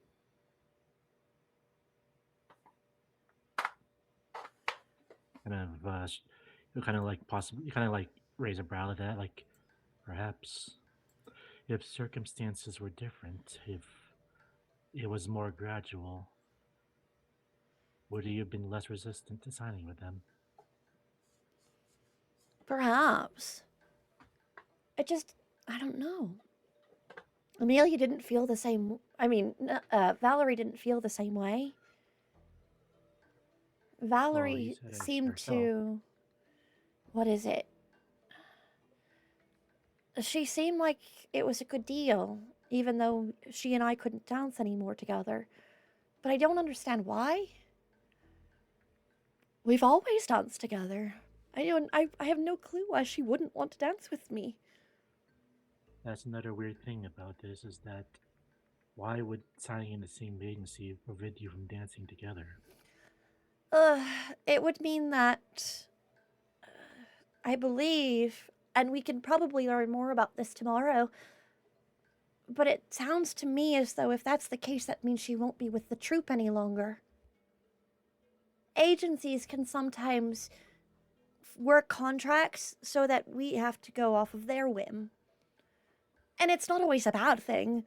It's whoever can get our contracts, basically.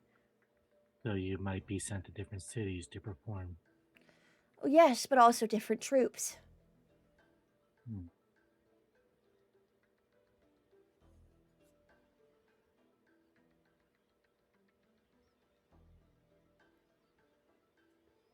So with how close you guys are, it does seem strange that Valerie would be so ready to be so eager to accept a contract where it could result in you two never being able to dance again. I mean, we've always been with Mr. S, so I don't understand. I mean, more recently, I will say. How did Mr. S discover you two? Oh, we auditioned for one of his performances. Was this before this one, like production? Yes, we actually audition. We have to audition every time, even though, of course, we're part of the troupe. So this one was, I want to say it was when we first moved here to Silverbrooke. That's one of the reasons I moved here in the first place. Valerie was already here, and then I moved in not too long after, once I got the role.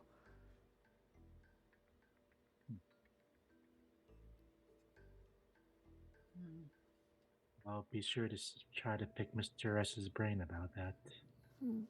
She just nods a bit. I know it was a very big performance. He got a lot of rewards for it. So we've been told. Well, and then every audition that me and Valerie had after that, we always got lead roles.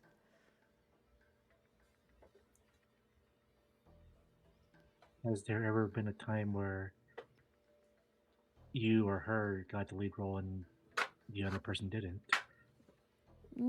I mean, yeah. I mean, me and her both usually get lead roles in some way, shape, or form. If it's not her, it's me. If it's not me, it's her.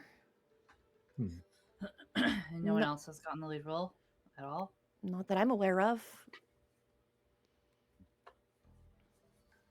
Though it seems Mr. S seems to be really, how can I put that?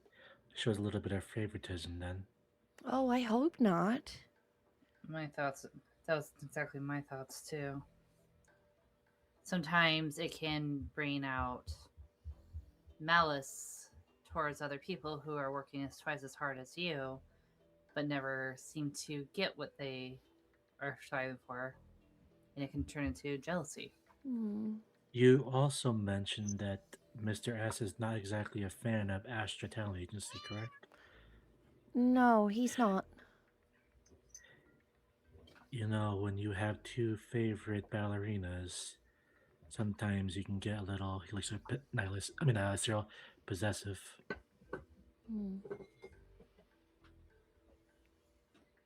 I think anyone could feel that way. Why you let go of such great talent to somebody else when you can have it for yourself? I haven't really heard about how he feels about Valerie taking on the contract from Astra. I would be Hopefully quite we can curious to find learn out. that. I'll be sure to lead the conversation that way then. She'll nod. Also, did you know he goes by Mr. Silverbrooke? Oh. Is that why he's Mr. S? We don't know his legal name, but the city has taken to calling him Mr. Silverbrook That's interesting. due to all his awards and recognitions. I've never heard him address himself as such. It's always been Mr. S. Anything else you can tell us about Mr. S that we should watch out for? Like, how are we to stay on his good side? I mean, he likes his ego stroked, if that makes sense. And of course, he enjoys, people bringing up his many awards. I see. Now it gets kind of lost in thought. Nihlus, Yes, Cyrille. This is more of a test when you see him. But ask about how much passion he would like to put in the show. And he's reminding him of what Cyrille had said during that recording. Yes, I'll be sure to do so.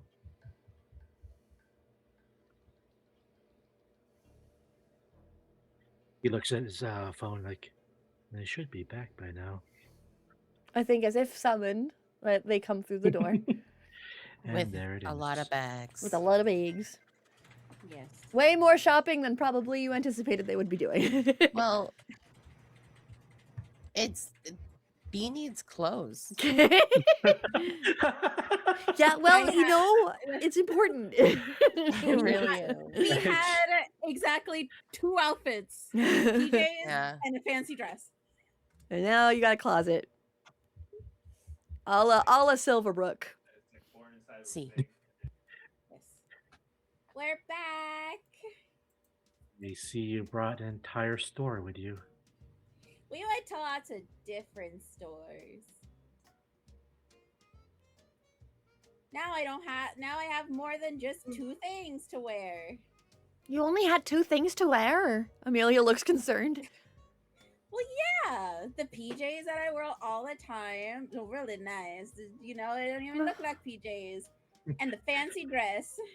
Oh. Niall looks down at his hoodie like, does it count when you have multiple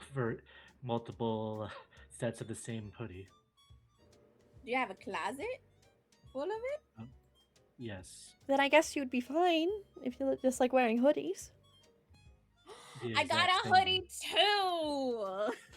It's in one of these bags. I'm sure you'll find it eventually.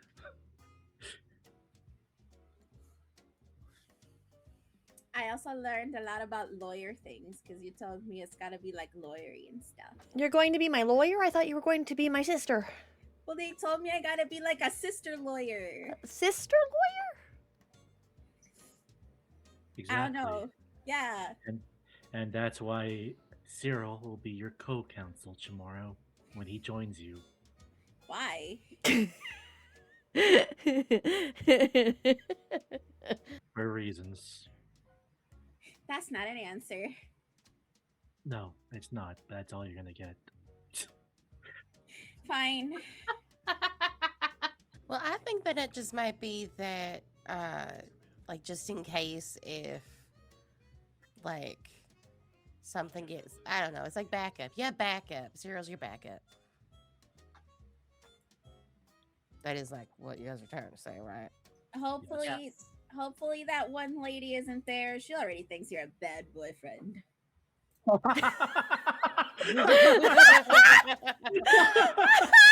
Nihlus just kind of cracks a smirk like, do tell.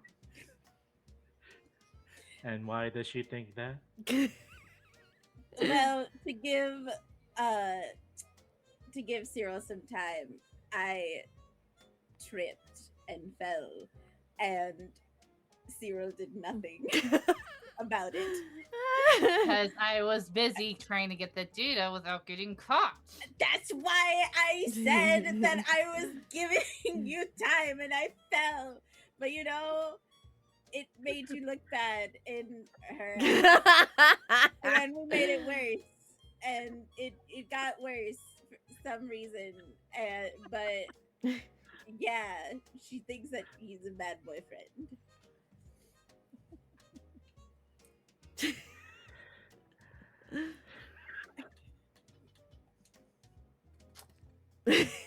Feels like I'm going in the room. Yeah, I don't. Then should you still go, or I mean? No, he should, because then to show he's a good boyfriend by being so supportive. Ion will like gas. You can Right. redeem yourself. Redemption arc. Exactly. Wonderful. A sigh. According to all the stuff that Sunny showed me, Cyrille, after all this is over, I think, was it a divorce, Sunny? Oh. Well, look at the time. Oh, I look gotta at the go. time! Wow, Get the alarm went off. ready. Whoa. The meeting's Oh, not look till at the time! tomorrow. Gotta go now. The meeting's not till tomorrow. It's only the afternoon at this point. I gotta call. Oh, hello? Yes, I gotta. His phone's upside down. I gotta go. I gotta go. That's what all those lawyer shows said. Something about divorces. She leaves for the cafe. I don't know, just like downstairs or something. Yeah. As you all take your time to get ready for your splitting the party, we're going to take our last break. So we'll be back in about 10 minutes. Go get a drink, go get a snack, whatever you need. We'll be right back. And we have returned. Thank you for your patience. So, let's see here. What do I want to do here? We will say that Sunny and Nihlus have received the text message letting you know of the time. It worked out perfectly because apparently Eliel was able to do something that made him extremely interested and reach out to him very, very quickly. So they were able to work out the meeting so just to evenly split the party. So while you are there, they will be with Astra Talent. So it works out perfectly in the time frame. Because that just makes it easier and also more fun. So, you two head on your way to a very fancy cafe where Eliel will be waiting for you before, of course, Mr. S arrives. And you'll see Eliel just kind of sipping on a cup of tea while looking over a book as you walk in. And as you do so, they will close their book gently, set it down carefully, and then wave you over with a smile. Nihlus takes a seat across Eliel. Ah, you both made it here with more than enough time to spare. Excellent. I figured you should have us a chance to kind of clue us in our context of us being here. Yes, of course. Well, you two are kind of, insurance, if you will, to make sure that this meeting doesn't go awry as the last one did. How do we make sure of that then? Oh, just your presence is more than enough. Are you sure? Trust me. Does Mr. S know that we will be at this meeting? Oh, yes. I told him that I refused to meet with him without representatives. As last time, he tried to use that against me in his smear campaign against me. That's so in brave. the context of us being representatives, are we part of your publishing agency? Are we agents of yours? Or... What's our motivation? Call it a witness, if you will. You both will be witnessing this event. Okay, simple enough. Just to ensure, of course, that it doesn't go stale as it did last time. That's also why we chose a public place. So what did you say to Mr. S that got him so interested to meet you? I have a friend who's very into art who decided to spread a little rumor for me. It worked out very well.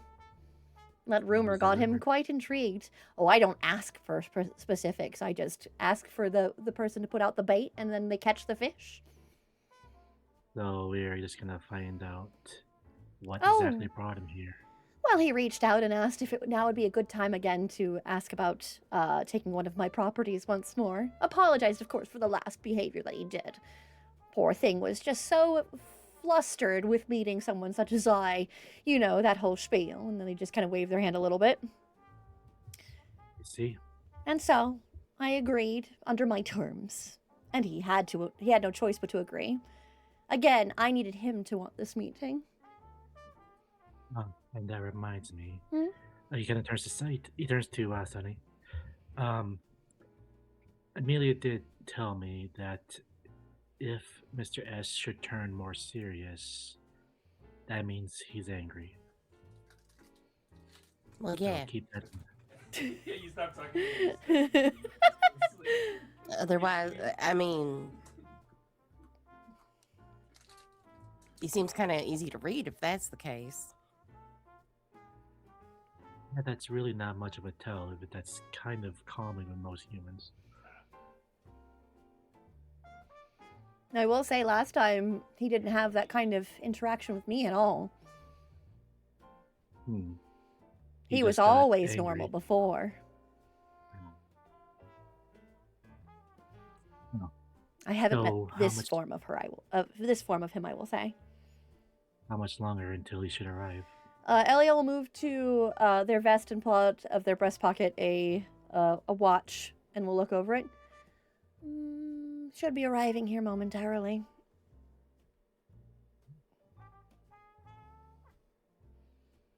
And Nihlus instinctually just passes the sugar dish to Sunny's plate, to Sunny's side.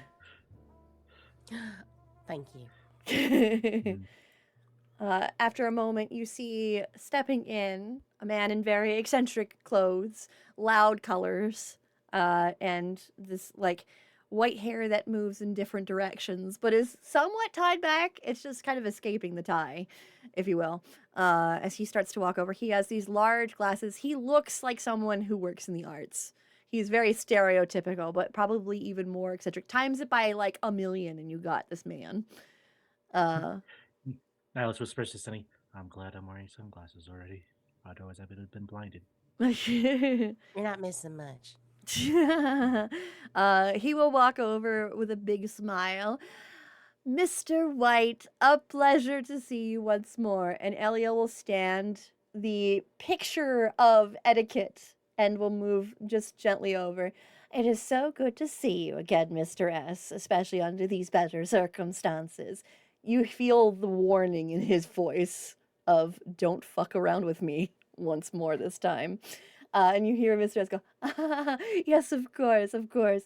And he will move to take a seat. And these are your 2 friends then. And then Eliel smells representatives, if you will. Pay them no mind, though, of course, they're quite delighted to meet with you, too. Big fans of yours they are. Also a fan of your outfit. It's gorgeous. Oh, and he looks actually kind of like surprised. Thank you. I don't get that compliment very often. That's very kind of you to say. Of course. Also, I'm Sunny. Sunny, a delight. And he just kind of nods and he'll move to shake your hand. Have you ever been in dancing before? In dancing? Like a dancer in ballet, in a troupe? In a sorts, but I'm no longer looking for that line of work. A shame. You do seem the type that would just shine on the stage, if you will. You flatterer. He just kind of smiles a little bit more.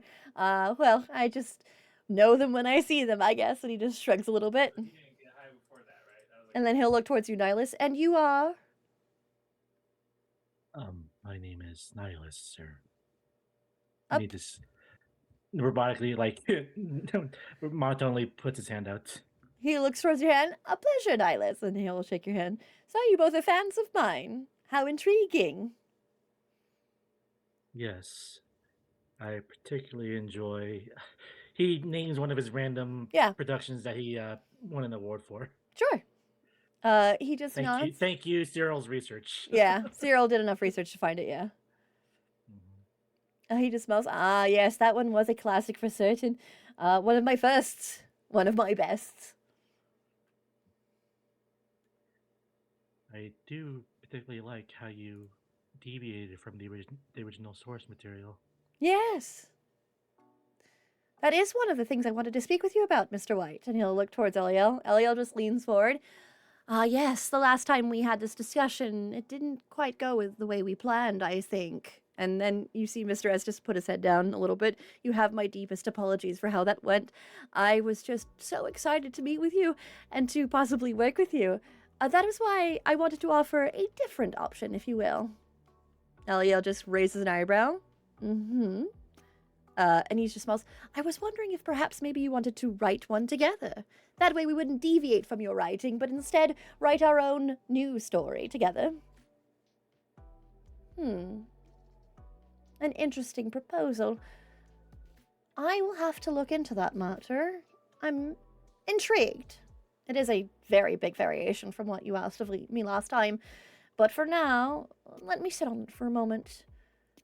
I'm sure my Do you associates here would love to get to just kind of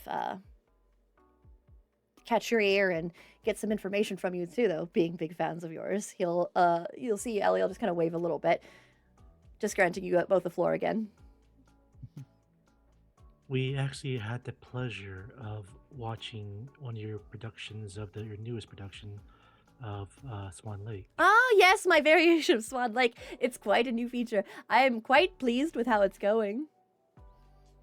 Yes, and something that we noticed is that you always, for your last few productions, you either had Valerie, look at the names real quick, Valerie Rue or Amelia, where's the last name? Becker.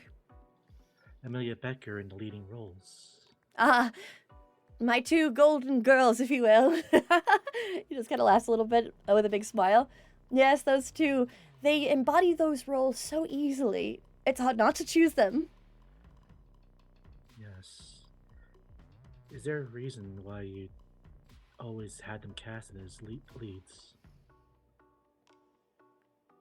And just that they embody the roles that I need them for.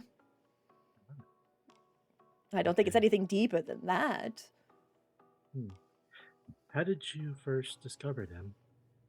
Oh, they actually auditioned with me. Back with, what was it, my fourth play, if you will. My fourth ballet. Ah, and from then on, you knew that you had stars in your midst. Again, I have a talent of seeing such things. And he will just kind of smile towards Sunny a little bit, referencing, of course, the comment that Sunny would shine on stage. I'm gonna see if does Sunny have any questions there, Snowy? I just love your love stories. They're so nice. Where do you get the inspiration? Well, partially from reading Elio's lovely books, I will say. He just kind of smiles towards Elio. Elio will put a hand towards their chest. You flatter me, sir. Granting me such pleasure of knowing that my work inspires such art.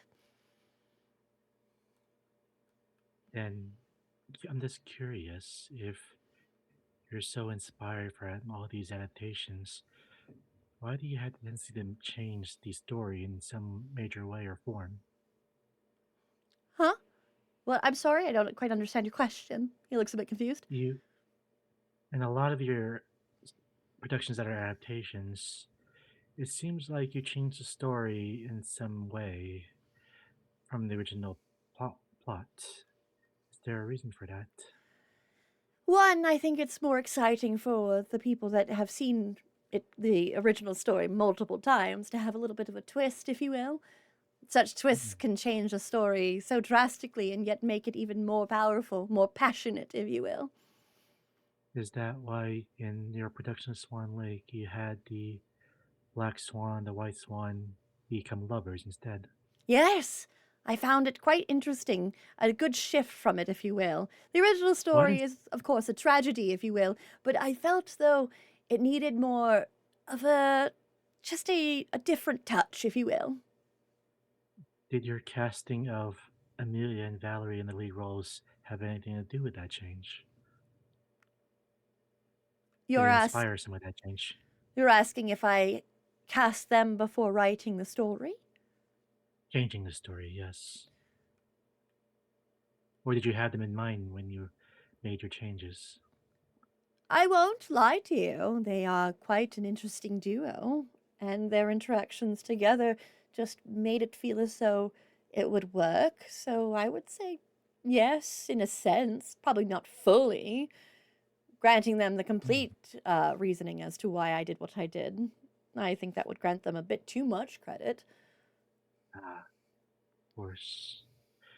One other thing, and you feel free to interpret this question how you see fit, but in your dancers, in your actors, what feeling would you say is the most important thing they should portray on stage that really resonate with the audience?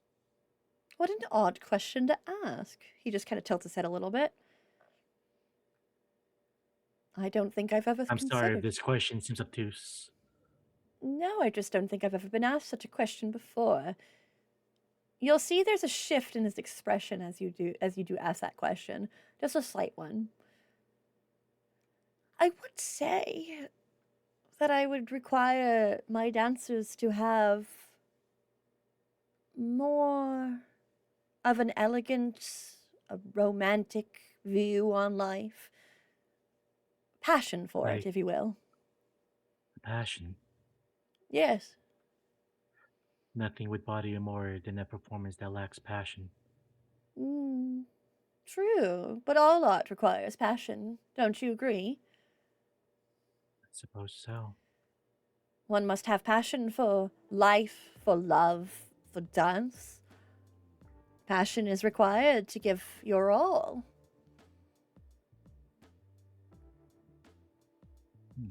Surely you're passionate about something, I'm sure. Niles pauses. Let's just say I'm still trying to find that passion.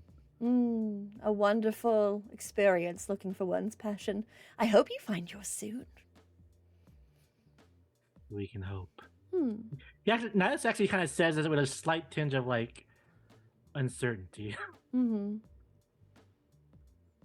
Well, Yeah, sometimes you know what the famous, bard says: of all base passions, fear is the most accursed. Too right. and I never stopped taking it. And what of you, Miss Sunny? Do you have Me? your passion? I do, and look, here he is. Isn't he wonderful? And it shows him luck. Look at my boyfriend. This is my page. Look at my boyfriend. Ain't he great? Look at him. You, Uh, you actually do see Niles kind Uh-huh. of put his hand on his fan's forehead for a second. They're like, A romantic passion, if you will. A lovely fire.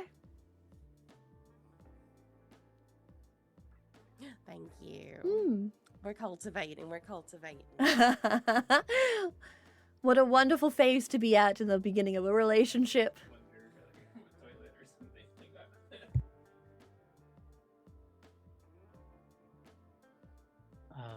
Mr. S. Hmm. And forgive me if I cross a line with this question, but there's been rumors about that with Valerie Rue signing with Astra Agency, there has been some tension because of that decision. Is there anything substantial to that rumor? An interesting question. That one might think that you are actually a reporter in disguise. I'm just a fan.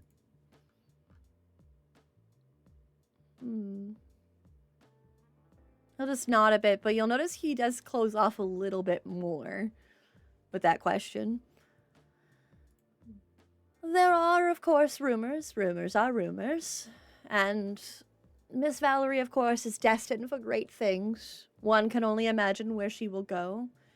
And even Miss Becca, one day she may also find her wings and fly. Do you have any issues with Astra?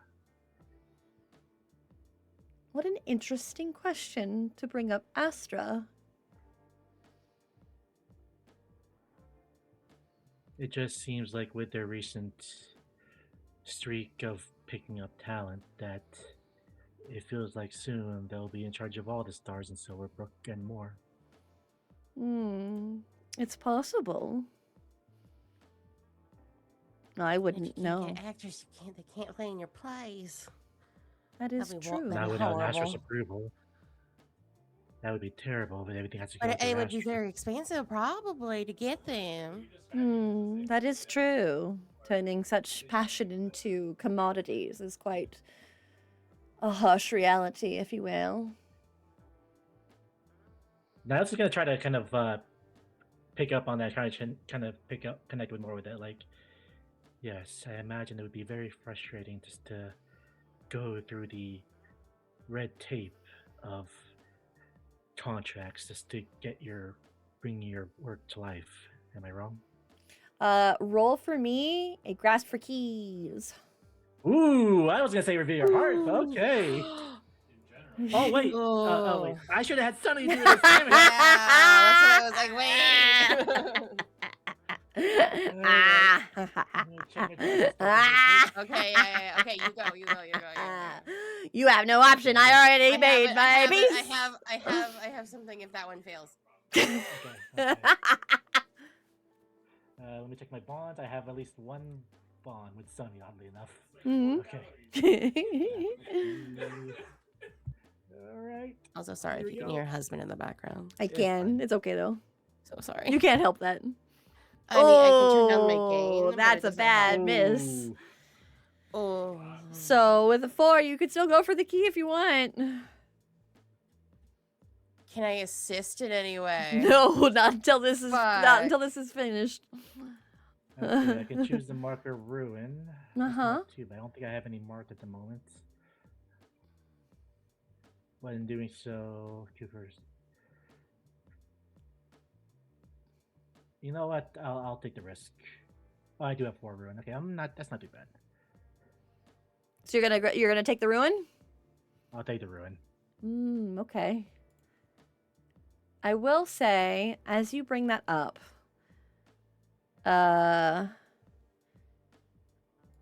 his expression darkens. And he will just kind of lean on one of his hands as he's just kind of thinking. His whole body language shifts. Yes, truly, it could be eventually a ruin for many in the business of the fine arts. These talent agencies are quite a thorn in our sides. This is not new information, of course. You ask any of us in the business, having to go through all of these steps is very much a burden. I would prefer if I didn't have to, but I cannot control anyone. Nor would I want to. I would prefer the passion be able to be free and to fly free. Was that the key? Mm-hmm. I'll let you make sure you write it. I'll Yep. make sure you write it down in there. Okay. Mhm. Interesting. That's a very well-spoken take, Mr. S. Though it appears as though this meeting is not quite going the way I was hoping it would. Oh, right. I'm sorry. We're just here to merely be representatives for Mr. What? Sure. He's definitely looking at you with that kind of like suspicious gaze. Elio Like will. behind Niles' glasses, he's gonna look at Sunny, like just move it on his head and like Sunny picks that up. I think Sunny could pick it up at least. Feel it. Vibes alone, we know that Sunny can definitely pick up on vibes. Yeah. No, I think that's literally I'm so the sorry. I didn't mean to throw off the vibe of this evening. It's about you two and this beautiful collaboration that you guys are might be planning. Tell us more about that plan of yours. Are you Miss trying? Are Grace. you trying to use your powers of darkness to manipulate this?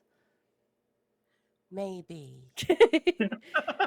You do have your great equalizer, so it would be automatically a success if you do. Use it, lose it.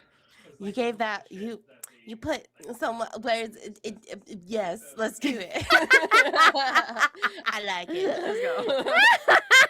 I'm trying to escalate. Yeah. You're manipulating to make this de-escalate. So it will be a power through the darkness, but of course you do have your great equalizer, so you don't need to roll. God has blessed me this evening. And my God is a purple squirrel. We've established. He will look towards you as you de-escalate. Your magic kind of lightening the mood slightly, fixing the vibe, if you will. And you see his expression soften and relax, as if the manipulation does work. And he just goes, "Oh, well, aren't you a delight, Miss Sunny?" I tried. It is quite nice to be able to speak with such people. I don't get to go out very often. I usually avoid such people, if you will. And he just waves a hand. Oh, I will. Fake laughing alongside him. Eliel just kind of smiles. Since things are not quite going the way you're hoping for, perhaps it would be better if I contact you with my answer at a later time. I'm so sorry I can't quite grant you that at this rate. I do have to, of course, meet with my publisher and talk with them about it too. There are my own hoops that I must jump through. And you see him just kind of frown. Yes, your own passion being withheld by such individuals. My apologies, of course. Go through whatever you need to go through. And he will just nod and then move to stand. I will take my leave then, and I will look forward to your call soon. And Eliel just kind of bows his head.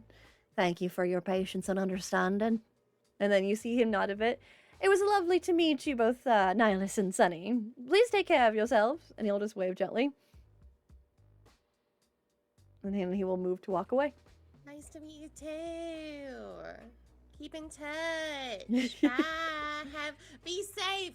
Look both ways before crossing the street. He will wave once more and then exit the cafe.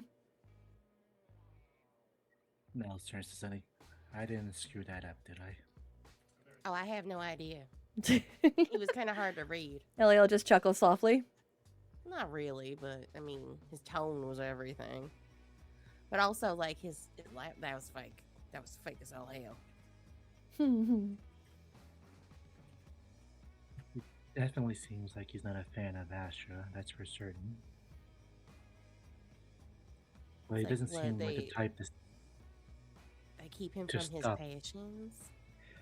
He more seems like he worries about them having to go through those hoops if Astra takes more talent. At least that's how I interpreted it. But it's not. It doesn't seem like the type that will prevent his stars from signing. Clearly, Well, to do such a thing, that would definitely put a target on his back, make him a subject of scandal, if you will. you know, he I knows will. the game. Like a pill, like you would take. Like, He knows the Silverbrooke game. Then Being a star out here, you are a hot commodity, if you will.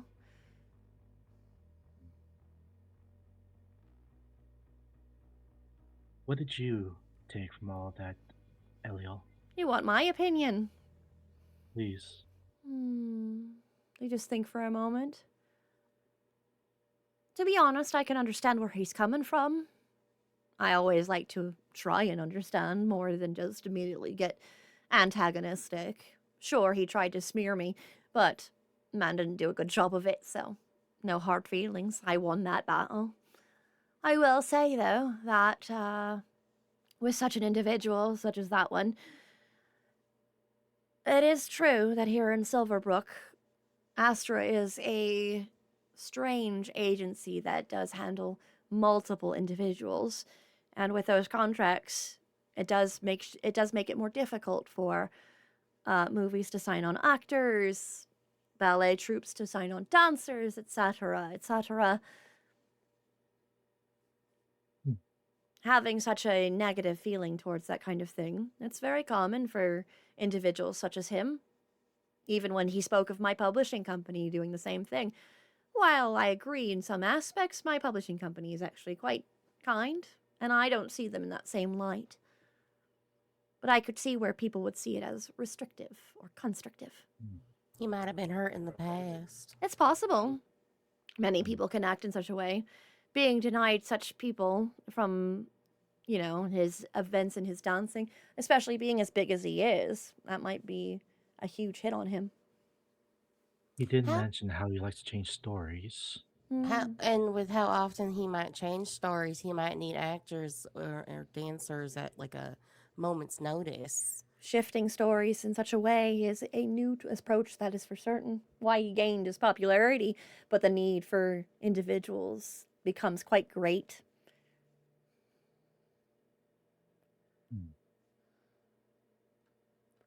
That being said, I'm still not sure one way or the other if he's involved in what's going on with Valerie and Amelia. But Can I get my 2 cents on that though? He does kind of seem like he's really into himself, into his yes, stories. yes, Like that's he's true. taking from other stories and making it his own. So at the end of the day, he's kind of a plagiarist. It's That's why I definitely a whispered. lack of there's a little bit of a lack of respect for their source material, that's for sure. There was controversy about his actions, but of course they became so popular that people tend to just kind of shrug that off. Yes. But does he the team type to rewrite a book to see it to fit his wants? Maybe. Well, that's Maybe why one I didn't time. want to give him my information. I don't want him twisting my tales. Yes, but is he the type to rewrite in a book? Yeah, he looks at Leo trying to convey his meaning. It's very possible. That book is quite a tool if you know how to use it. Knowing that you can adjust things to your liking, to your whim, to the ending that you want. It's a huge thing that anyone would want. And he also did kind of mention that I wouldn't never like make anybody do something they don't want to do. Like, why'd you say that? If you, why? Did you need Uh, a special You, reason? you think it's he sus. protests It's a too little much? sus. He protests too much. Yeah. Hmm. Wait, what? Oh, that's Hopefully, another thing that the bard says. yes. Yes, it is. Well, hopefully our associates will be having more success at their Well, meeting. I don't think this was unsuccessful. You met with him and you got and you got to know him a bit more. I think you only have half and that you just simply need the other half. Don't deny the good True. work you did today. Thank you. Of course. I'm sure Cautious would be quite proud knowing him. I just feel like there's like more questions than answers. That's usually how stories go. Before you hit the climax, there must be multiple questions that remain unanswered, letting you fill in those gaps yourself. It makes life quite exciting. I could barely finish connections on the paper. Well, that's why you have all Damn it. together. You have all of your friends. You don't have to do it alone. You know I could help you with that game, right? All right, well, there's one right now where it's like gossip, ham, toy, book. I could show you later, but I really need help. Hmm. Well, It's like nothing left to do. square. Nothing left to do but wait for B and Cyrille to finish their meeting. Well, we'll hope for the best with that as well. Eliel will move to sip from their tea, and the camera will move to B and Cyrille, who are with Amelia.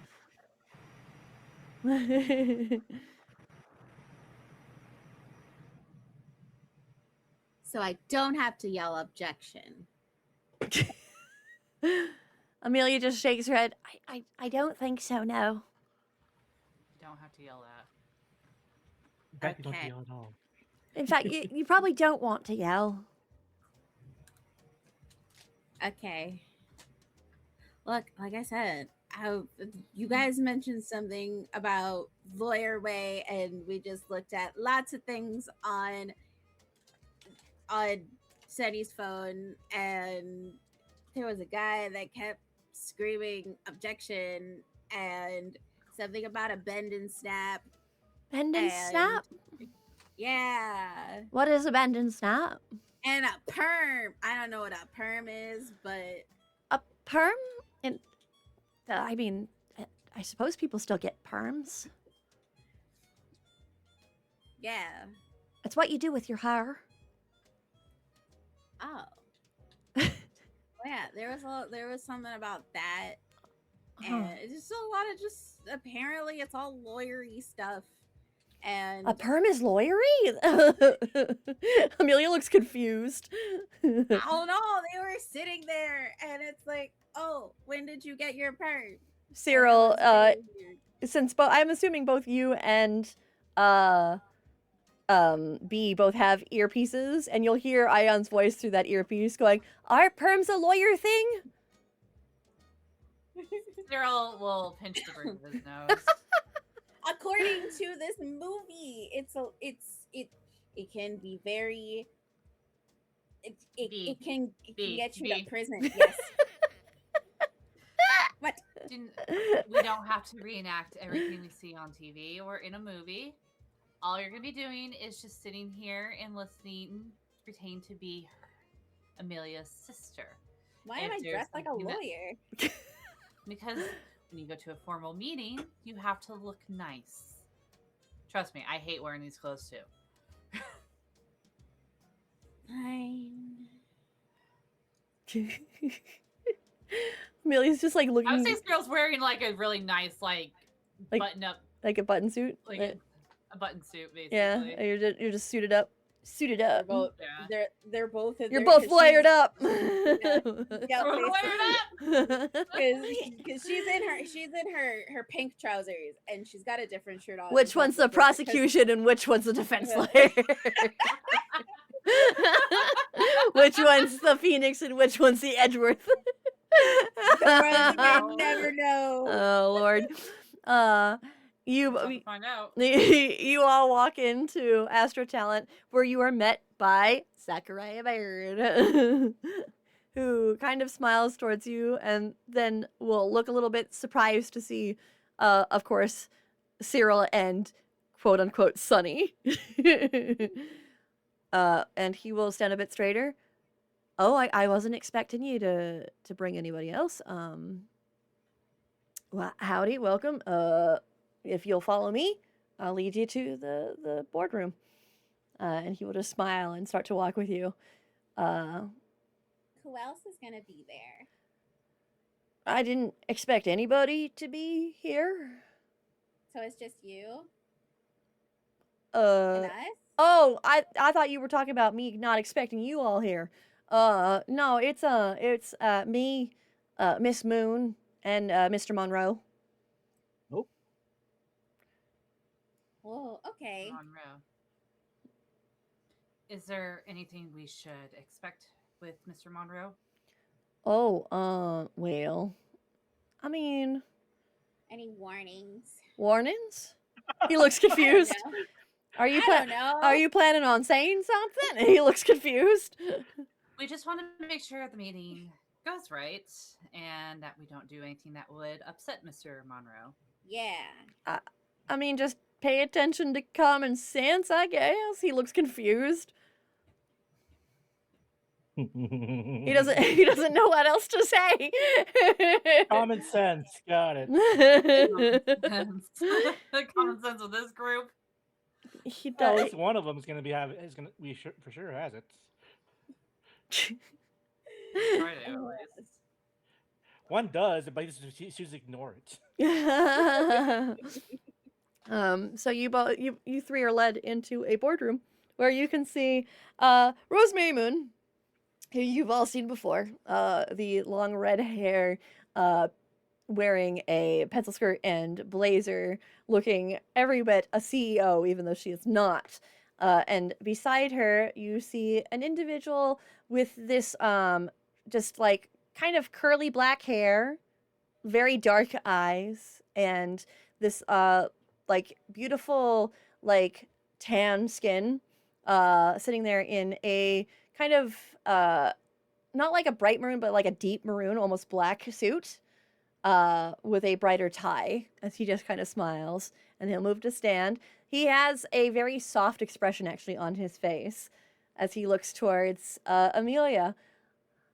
Miss Becker, a pleasure. I'm so glad we could finally meet like this. And he'll move around the table and move to just gently shake her hand. And she looks a bit surprised by this individual being someone that you all haven't been able to see and how nice he's being currently. She'll shake his hand. Can I offer you any water? Anything to eat? Snack? I have these wonderful cookies in my office. And she just looks confused for a moment. No, I'm fine. If we could just get down to business, that would be great. And then he'll nod.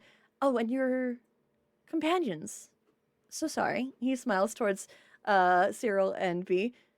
And you are? I'm Cyrille, and this is my girlfriend Sunny, who's also Amelia's sister. Family, then. Hi. A pleasure to make your acquaintance. And he'll just kind of bow his head gently and then move to shake both of your hands gently. May I offer you a beverage? Coffee, tea, water, cookies, anything? No. You're very pretty. You're calling him pretty? Yes. He just kind of like looks a bit surprised. Oh, well, thank you. That's very kind of you to say. You're quite pretty yourself. Thank you. He just laughs a little bit and nods. Well, come in. Have a seat, and we'll start a discussion. And he'll just move back to his seat. And he'll move to take something from Rosemary, who offers it gently. And he'll begin to look. So, we're finally getting you onto Astra Talent. How exciting. I'm so glad we could finally convince you to join. And Amelia just nods slowly, not knowing how to continue. So she'll kind of like look towards you two for guidance. So, what's exactly on this contract? Oh, of course, the terms and conditions of joining us, what you can and cannot do, and of course, what protections we will offer as an agency. We at Astra Talent, of course, want to offer our talents the finest we can. And of course, to do that, you must follow, of course, some protocol. It is a little on the restrictive side when you first join. However, the restrictions will slowly start to fade away the longer you're with us. Can we see the contract? Oh, of course, I would hope you'd want to read it even. He just kind of smiles a little bit charmingly. Excellent. B takes out these glasses that, like, they're fake. They're not real. I love that so much. They're not actual. Pulling out the fake glasses. Yes. They I look can imagine even Cyrille was legit. surprised at They that. look legit. Like they look kind of legit. Cyrille, just go. And he looks very serious. Like this is probably the most serious that Cyrille has ever seen me. And she's just like she looks like she's scanning the pages and like one by one, and then she takes off her glasses and looks at Cyrille and hands over because she can't read. Elain, if there was inspiration to this goddamn game, you would get it. But there's no inspiration to this goddamn game. You don't have to look at like, wait a minute. I would give you inspiration if there was any in this goddamn game, but there's not. There's not. I can't. Oh Lord. Oh my God. All right. So yeah, as of course the contract is pushed towards you, you look at it for 2 seconds, go yes, and then nod. She just looks at it. Like she looks so like it actually looks like legit. It looks pretty legit. And then she passes it to Cyrille. And and she whispers, like as she's passing the paper to Cyrille, like she just kind of goes and leans into his ear. I have no idea what this says. To make sure that no one yeah, of hears course, it. of course. Here, you read it. Cyrille just gives a nod. He's like, I'll give it another look, just so we have a second opinion. Of so course. he's actually, because the person who can read. Yes, of course. I hope so. I hope one of you can read. Holy shit. He starts reading through it thoroughly, and I mean very thorough. He's actually, because I've always learned, read the fine prints. He's like looking through the fine prints. Yeah. What could be a big no, don't sign here, don't sign there. What rights she does and doesn't have. The Like, restrictions. for everything. Yeah, the restrictions are, of course, that Astra is in charge of making sure that they pick the troops or the productions that she is a part of, as well as anything for interviews have to go through them before they go through her. Basically, a very common thing that of course agencies will do is that they take over all of those kind of responsibilities, so that the dancer or the actor or the celebrity in question does not have to, of course, worry about that any longer, because a lot of them are free agents or they do their own agent's work. But now, of course, they will have an agent assigned to them. The one that will be assigned, of course, to Amelia will be Miss Rosemary Moon. But as Yeah, far my as far as the contract goes, there's nothing in there that could be perceived as something negative. It's all like boilerplate, basic agency stuff that she would of course have to work with. Whatever the agency tells her. Okay. So I think Cyril's gonna look to Amelia, and he's gonna go over what he's read through the contract, word per word and page by page, and see what she is okay with and not okay with. Sure. Amelia will just kind of listen towards you, and then we'll look towards Mr. Monroe. I know that when the signing was first starting, that there was a possibility that me and Valerie would no longer be able to work together, but I don't see that listed in the contract at all. And Mr. Monroe smiles a little bit. Ah, yes, the initial contracts. That, of course, is a possibility still, and it's something that I do need to prepare you for. But that is simply also because you will be assigned to Miss Moon, whereas, of course, Miss Rue was put with Mr. Baird, if you will. So, of course, it could cause a conflict, a shift in both of your directions. So there will be times, of course, that you will not be able to dance together, and it may be more often than you'd like. I do notice, of course, this came from the fact that I noticed a lot of your performances were always with Miss Rue. So I wanted to be completely understanding in how that would look. He just kind of smiles again, that charming smile. And you see her nod a little bit and then look towards you again, offering the time for you all both to ask questions if you have any. And let's just for hypothetical sakes, Mhm. if she chooses to continue performing with Miss Rue, is that possible without any restrictions? The restrictions are, of course, dependent on who the agent is. If they were both able to be signed to the same agent, I would agree with that. However, we are currently unable to sign them to the same agent. I see. I want to do a thing so bad, but this move always scares me. Well, what is it? That. You can't hide your heart Yeah, from me. it's a Always good move, but scares that miss is dangerous. It, You did. To be fair, it went well last time. Didn't it go too well? It went too well, yes. I'm sorry. yeah, too well. But it didn't went too well. fail. I mean,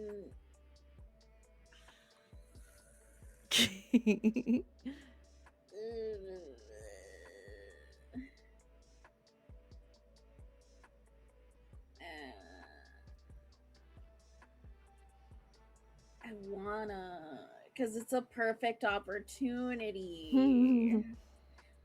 These moves are so scary. guys.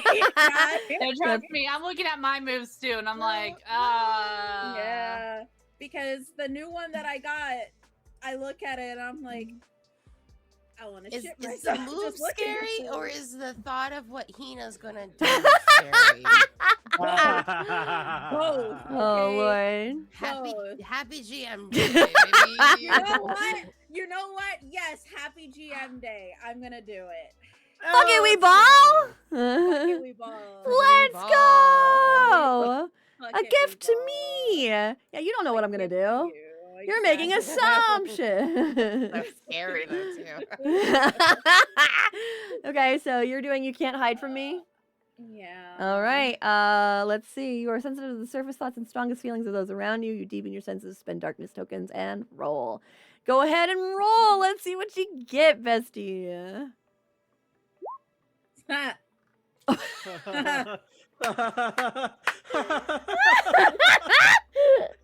do you have 4 bonds? No, I don't even think I have one. No, I have Apparently one. they can hide their heart Two? from you. You have 2.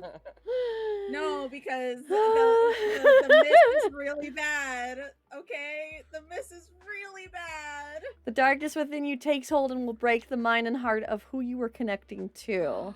The Keeper tells you what Yeah. price you must pay to save them from the worst of your power.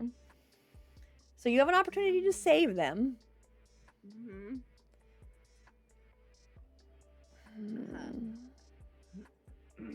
Let me think on this one because this is a very powerful move. This is a very powerful Yes. miss, and I want to make sure This is why I am this. That's why this move scares me so it's understandable. much. This is a very, Yeah. I mean, verbatim. If I didn't use my own like, how I feel about this move, then yes. If I just did this as it's written, it could be terrifying. Mhm. But I am, of course, a gracious DM, and you also granted me a very funny moment, and I won't forget that. Thank you. God is so kind. There is a moment where your senses deepen completely, and you are able to hear the surface thoughts and feelings of everybody in this room. It's overwhelming. And it's been overwhelming before. But in this moment, as you are trying to focus on Mr. Monroe, there is nothing. The surface thoughts and feelings are coming from the others. Zachariah, happy that this is finally going through. Rosemary, mainly focused on, of course, getting this contract signed and started with, just so she can start her process of being the agent for Amelia. Amelia's nervousness. And you also don't hear Cyril's surface thoughts or feel his feelings in this moment. What would they be? Oh, oh, oh, oh, oh, oh, oh. And as you are O'Reilly. Oh. Auto. as you Sorry. are looking towards Mr. Monroe, as he is just kind of smiling towards you, there is a moment. Yeah. Oh, that's Sorry. okay. There is a moment where his eyes will meet yours with that knowing look. Fuck. Damn it. Oh God. And I know what you are. I know what you are. and as you're kind of like looking towards him, he just kind of smiles a little bit more. I feel as though you'll have to forgive me. I've been cooped up inside all day, if you will. Perhaps, since of course you two are more in regards to the legal matters with this contract, perhaps I should speak with you both in private. Yeah. Very well. B's gonna whisper to before anything, B is going to whisper to Cyrille. I'm pretty sure he's like us. What gave that away? He whispers back. Well, I Cyrille, you can't- don't know what happened, I will add. Yeah. You don't know that Oh, this is okay. happening. Yeah. Oh, okay, never Yeah, mind. this is all like mentally. Yeah, this is all mentally Mentally, that's happening okay. in Yeah. B's mind. B has heightened her senses. Okay. Mm-hmm. I guess Cyrille will just look at B, like with a brow, She's gonna go and back. then he'll look back Yeah. to Mr. Monroe. Of course, he Yeah. has like a calm, composed expression. Mhm. Like he's not even trying to look like he's breaking or anything. He smiles a little bit more. B will look and she'll smile back. Very, very sweet smile. I agree. Wonderful. Then, Miss Becker, he'll look towards Amelia. If I can leave you, of course, with Miss Moon and, of course, Mr. Baird to continue the signing of the contract, that would be fantastic. And don't worry, if you do change your mind, I'm not such a harsh man that I wouldn't allow you to make any sort of addendums or anything of that sort. So please feel at ease. Amelia just looks confused and then nods slowly. He'll move to stand. I'll only steal them away for a moment. Thank you for your understanding. And then he will move to walk out. If you both will follow me this way. They follow. Cyrille follows. B follows also. Mm-hmm. he will begin to walk with you. And he just kind of walks through the hallways, just kind of towards the courtyard area. And he just kind of sighs, oh, being in that boardroom all day, quite stuffy, if you could believe it. I'm sure you can. He'll just smile towards you both. Being inside all the time sucks. It can. Though, of course, someone in my position, it's quite common for me to be cooped up inside all day, every day. And what position is that? Why, CEO of Astra Talent, of course. Now, I presume you don't have much freedom to move around, and you have to run a giant company like this. No, normally I'm flying around and going to other events. This is very uncommon for me to be back in this main building, if you will. It's nice, though, being able to see things working from, of course, the center stage, if you will. But I have to admit, when you did share that you were a sister, you share no features. Adopted? Or perhaps just close? Adopted. Curious that you would hold up that lie. Cyrille will just kind of stop in his tracks. He just kind of smiles a little bit more. B, here's the deal. It says, of course, that you can break him in this moment. But this is not what you anticipated it was when you first used this move. I'm going to flip the move slightly and say that he can break you if you are not careful. And in this moment, you have an option. Do you keep up the lie, or do you deviate and finally tell the truth and grant everything? I'm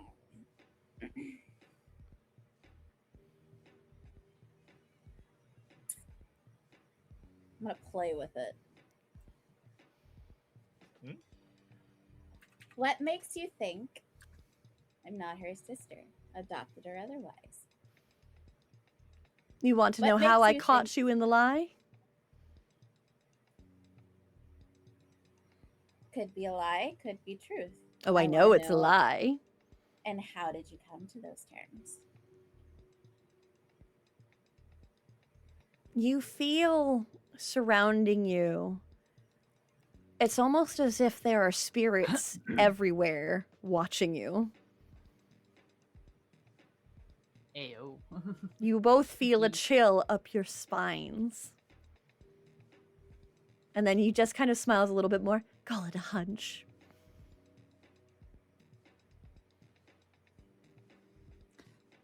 Have you been stalking us? Oh my goodness. You've been stalking us. Again, I ask you, will you continue with this lie? I want my answer. Have you been stalking us? I don't need to. Can I do a move or no? I would like to finish the consequences of B's action, if B will allow me to. Okay. I thought it would help her, but okay. I didn't make a decision there, B. Yeah, no, the Fine. consequence has to go through in these kind of moves. The reaction has happened, okay. and so now the consequence Okay. needs to come forth.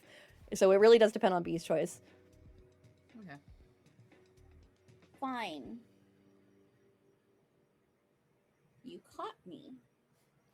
You feel a strange relief, like a grip releases you, that you didn't know was on you. Damn.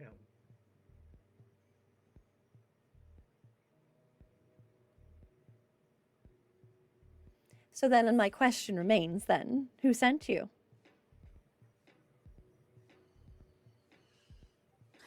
You're obviously not family. So why are you here? To protect Amelia. His eyebrows will furrow at that a little bit. Protect Amelia.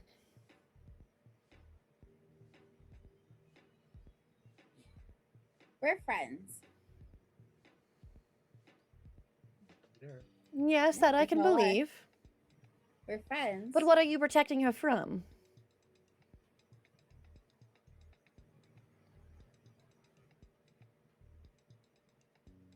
She's been ignoring you people for a long time. She has been, as of recent. We've only been reaching And- out to her for the past few months. Exactly. And you haven't left her alone, even when she ignores your phone calls. She's told you that much, then? Yeah. Hmm. That's why when I answered the phone, I said I was her sister. I see. Because you guys won't leave her alone, and it's frustrating to see. It's not frustrating, but I hate to see her in the position that she is right now, with you guys basically on her throat all the time and not leaving her alone and not getting the hint. So why do you want her so badly? Ooh. My reasoning is the same as yours. I wish to protect her. From what?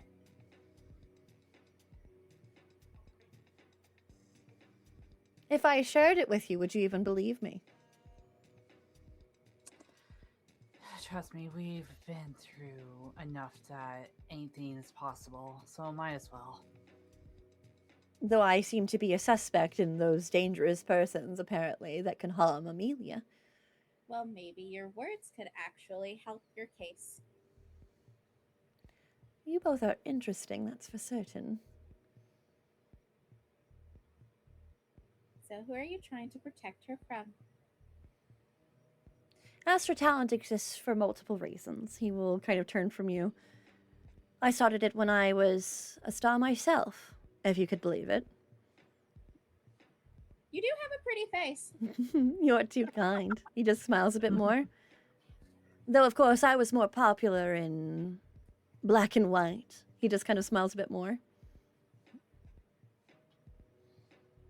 I don't know what that means.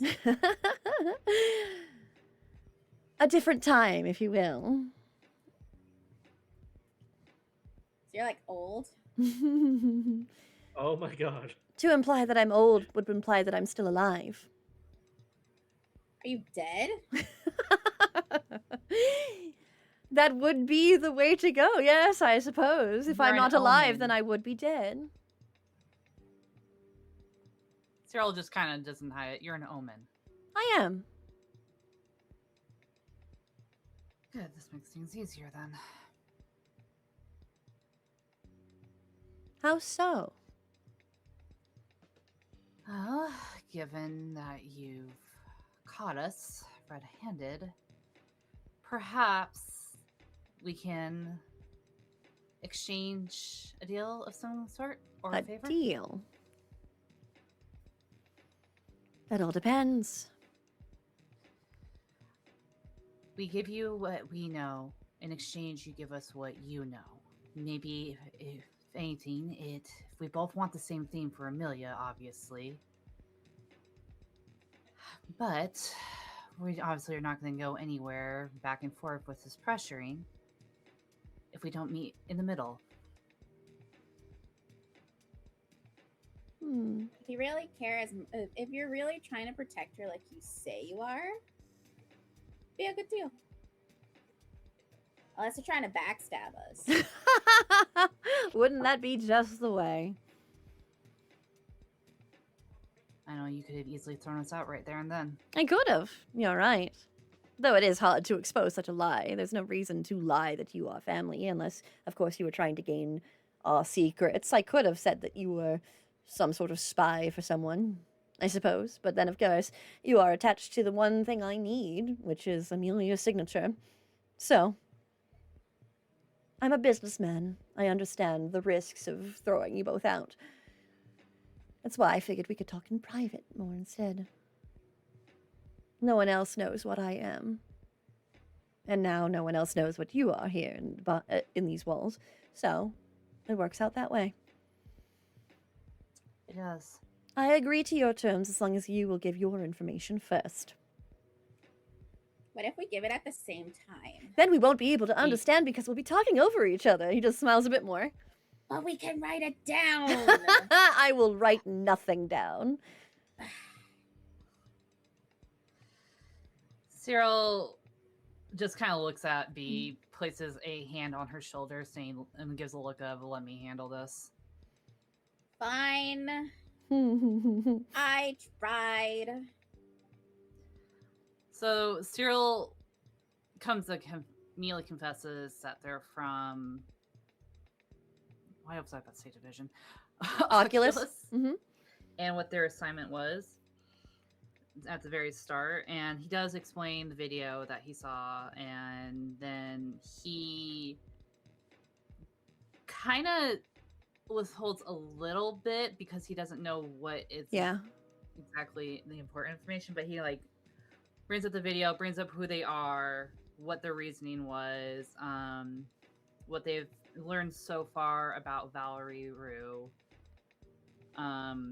what they are hoping to learn from Mr. S, and hopefully that also intrigues Monroe, and the reasoning of why they did what they did. And of course he does put an apology of, if this caused any problems with your agency, we can see about maybe talking to Cassius in some shape or form and helping. If not, then maybe there can be an exchange in repaying the issues that him and his group has caused. As you are speaking, as you bring Oculus and of course Cassius into it, his eyes will widen slightly, and you see a smile form on his face. I haven't heard that name in a long time. Oh shit.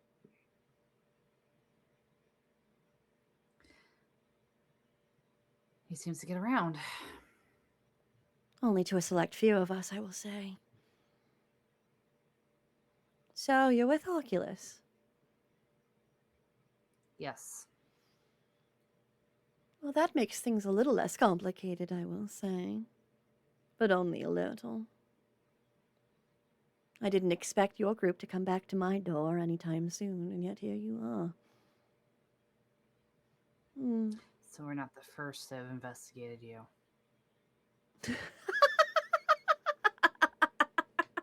He starts laughing a bit.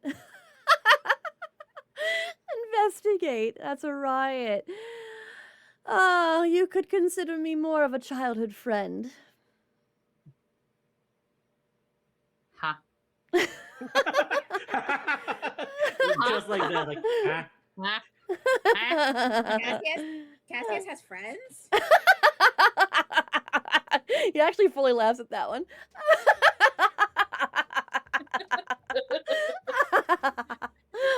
Cassius has friends. Well. Sorry, forgive me. I haven't had a good laugh like that in a long time. I just met the guy, so I don't know. Not like he really talks about his personal life. I'm not a favorite part, I think, of his personal life.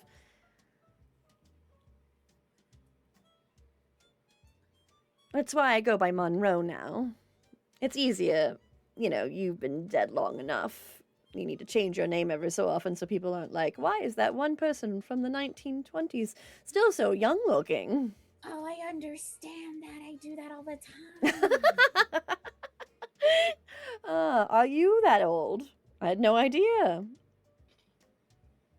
Yeah, each one of these things on me is a different name. Wow. How many names have you collected? I don't know. I gotta count. I don't do that right now. He just kind of chuckles a little bit more. How curious. Well, knowing that you work for Cassius, this makes things a little bit less complicated. Though, of course, Cassius would want nothing to do with me, I will say.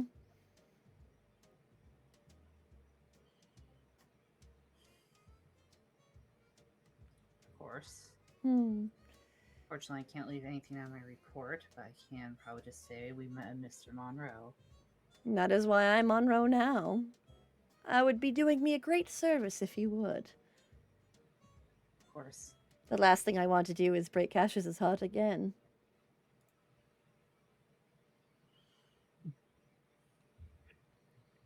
So many questions right now. So many questions. Of course, Cyrille does raise his brow to that, and I originally worked with think- the Vision. You wanted my information.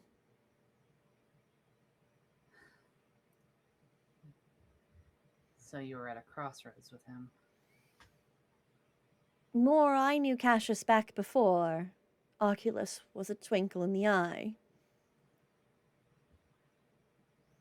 Cassius's ideal of making such a place was a grand and bold idea, one I agreed with. However, I didn't like the person it was turning them into, and so I took my leave. Cassius saw it as a betrayal, but I had my own dreams, and Cassius had theirs. So you passed away and then opened a agency. I suppose you could say it that way. Astra has not been around as long as Oculus has been, but yes.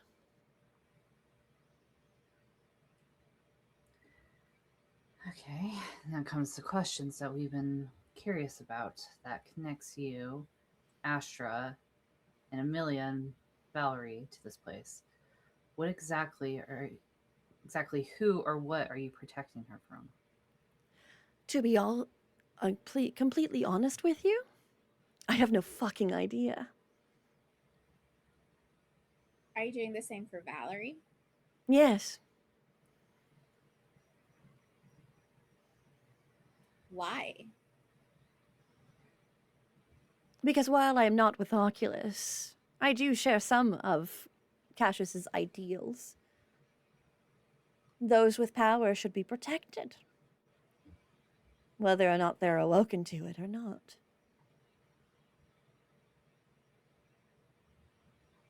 They drop. Cyrille had a feeling. Oh, I also had a feeling.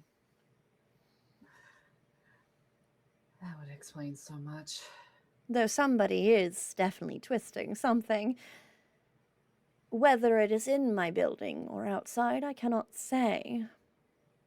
It's easier to monitor with them both under my care, though. Then why separate them? Because I need to see if maybe Zachariah or Rosemary are the people that are causing the harm. The easiest way I can do that is to grant them what they need, and to watch them closely. You're saying that you're one of them's a traitor. It's possible. I don't know who I'm protecting from. It could be simply this Mr. S is my target. I don't know. The only way to do it is to poke the bear, if you will. Don't do that. Bears are dangerous. They're scary. I'm quite Please do some scary experience. myself. I did that once. It wasn't fun. You don't need to worry about that. I'm quite scary myself.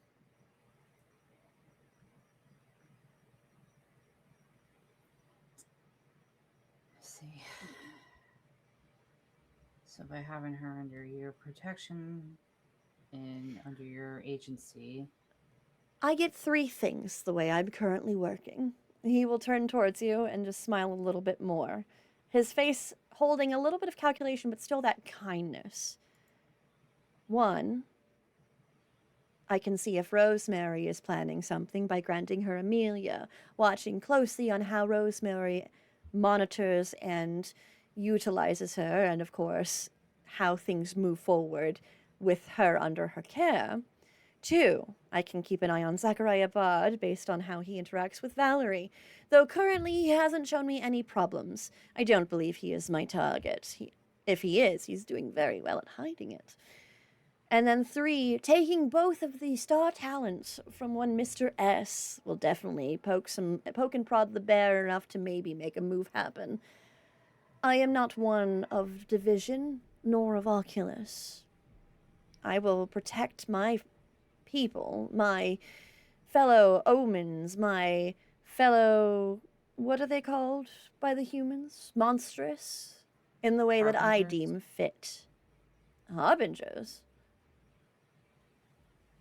An omen who goes out of control, monstrous or harbingers. Of course. But harbingers, they are not.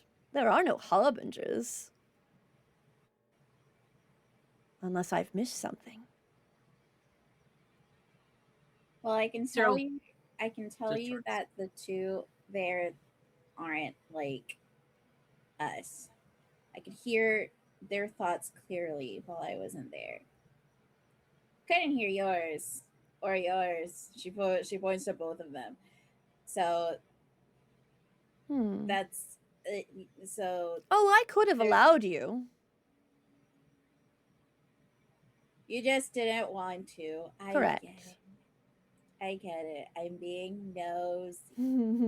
More along the lines of I caught you in the act. Fine. If you had surprised me, it would have been different.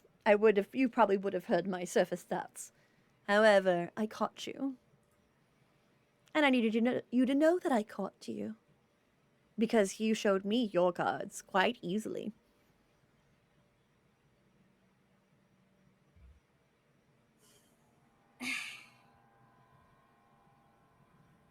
Well, I can definitely, like I said, I can definitely tell you, unless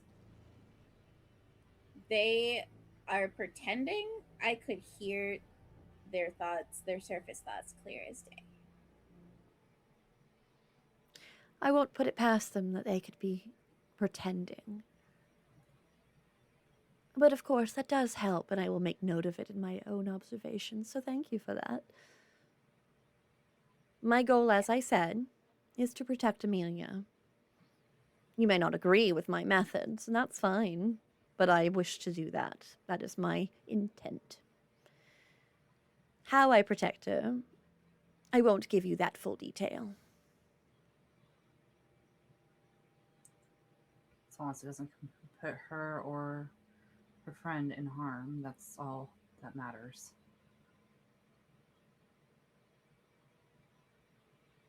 You have your orders, I assume, with Oculus.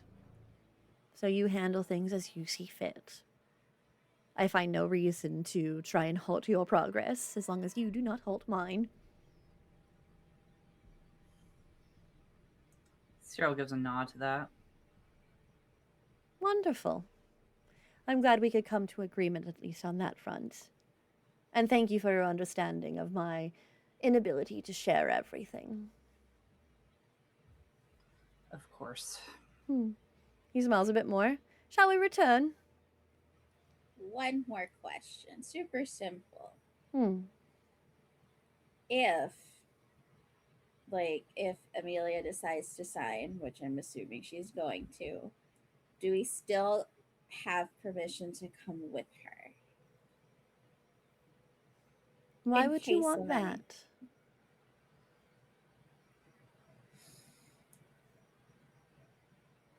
So, I don't know. You're suspecting Mr. Bird or Zachariah Bird. Bird. Bird. And Miss Moon. Mm-hmm. I don't know if this is a good idea, but you guys can tell me this. But if I could get into Miss Moon's office, I can try and talk to all of her plants like I did that one time. If there's a book in there, I can see if they know about it.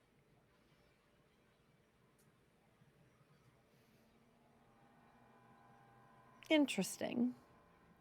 Freaking music. Okay. He just smiles a bit more. I will not grant you, of course, permission to go snooping into my employees' offices. That would be quite strange of a CEO to do. Unless you were, of course, of the police. Then, of course, I'd have to. But you are not. Nor will you be. You are simply family of one of my clients. Then again, I will not stop you from anything. As long as you do not stop me from what I need to do.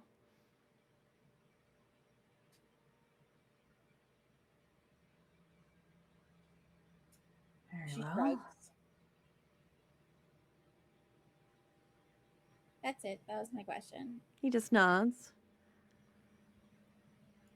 And can I trust you with her safety as well? Oh yeah, I'll beat someone up for Amelia. My, you already seem like such a delight. Perhaps you and I can grow to trust each other. We'll have to wait I and know see. I'm a delight. Come, let us head back. And he starts to walk.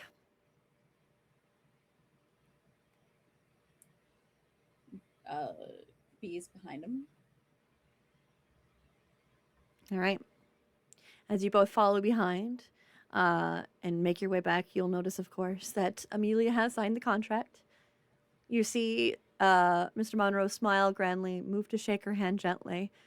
I promise you, I will not disappoint you. We will start, of course, with basic protections and interactions with our agent. But you, of course, can remain with your troop for the time being until your contract with them has finished. Yeah, maybe it was sent to Rosemary. Oh, I'm sorry. Amelia will be with Rosemary. Oh yeah, okay. I made a mistake. Listen, I got a lot of NPCs. I'm sorry. I know. I had to make sure. Yeah. Rosemary will smile towards her. It'll be wonderful working with you. And then she just nods. Oh, likewise. And then he will smile. Welcome, of course, to the Astra Talent family. Should you require anything, please do not hesitate to ask. And then he will smile and shake her hand one more time. And that is where we're going to end the session. Because we're over time. Oh my god, we're so over time. How dare you? What? How Why? dare a few. Why? Well, it was a while since we played last. It was. I needed to kind of do Yeah. some Yeah, cleanup it's there. not Yeah. bad. Thank you everybody so much for hanging out with us. This is NVU New Visions University, our Apocalypse Queues campaign. We hope you enjoyed listening and watching as much as we enjoyed playing. And that was my favorite part, where everyone shares their favorite part or gives kudos. Who would like to give a favorite part of kudos? I love how this plot is really thickening right now. Oh, The plot Again. Yes. My favorite part was Ion asking if she can call Cyrille Papa. Dad. Papa, Dad. And Daddy. Cyrille just avoiding the question altogether. Any other favorite parts of kudos? I really enjoyed B just being a lawyer. Lawyer. I did enjoy the glasses thing. That was so funny. The glasses, yeah, that and Not actually being just delivered. now, like just the wordplay that it's like she's playing with fire. Yeah. I like it. Do it more. I love when there are risks, and then with the risks there come rewards. So you've learned something. You've learned a lot of things today, for sure. Any other favorite parts of kudos before we move on? I like the conversation between Nihlus and Amelia. That was cute. Yes.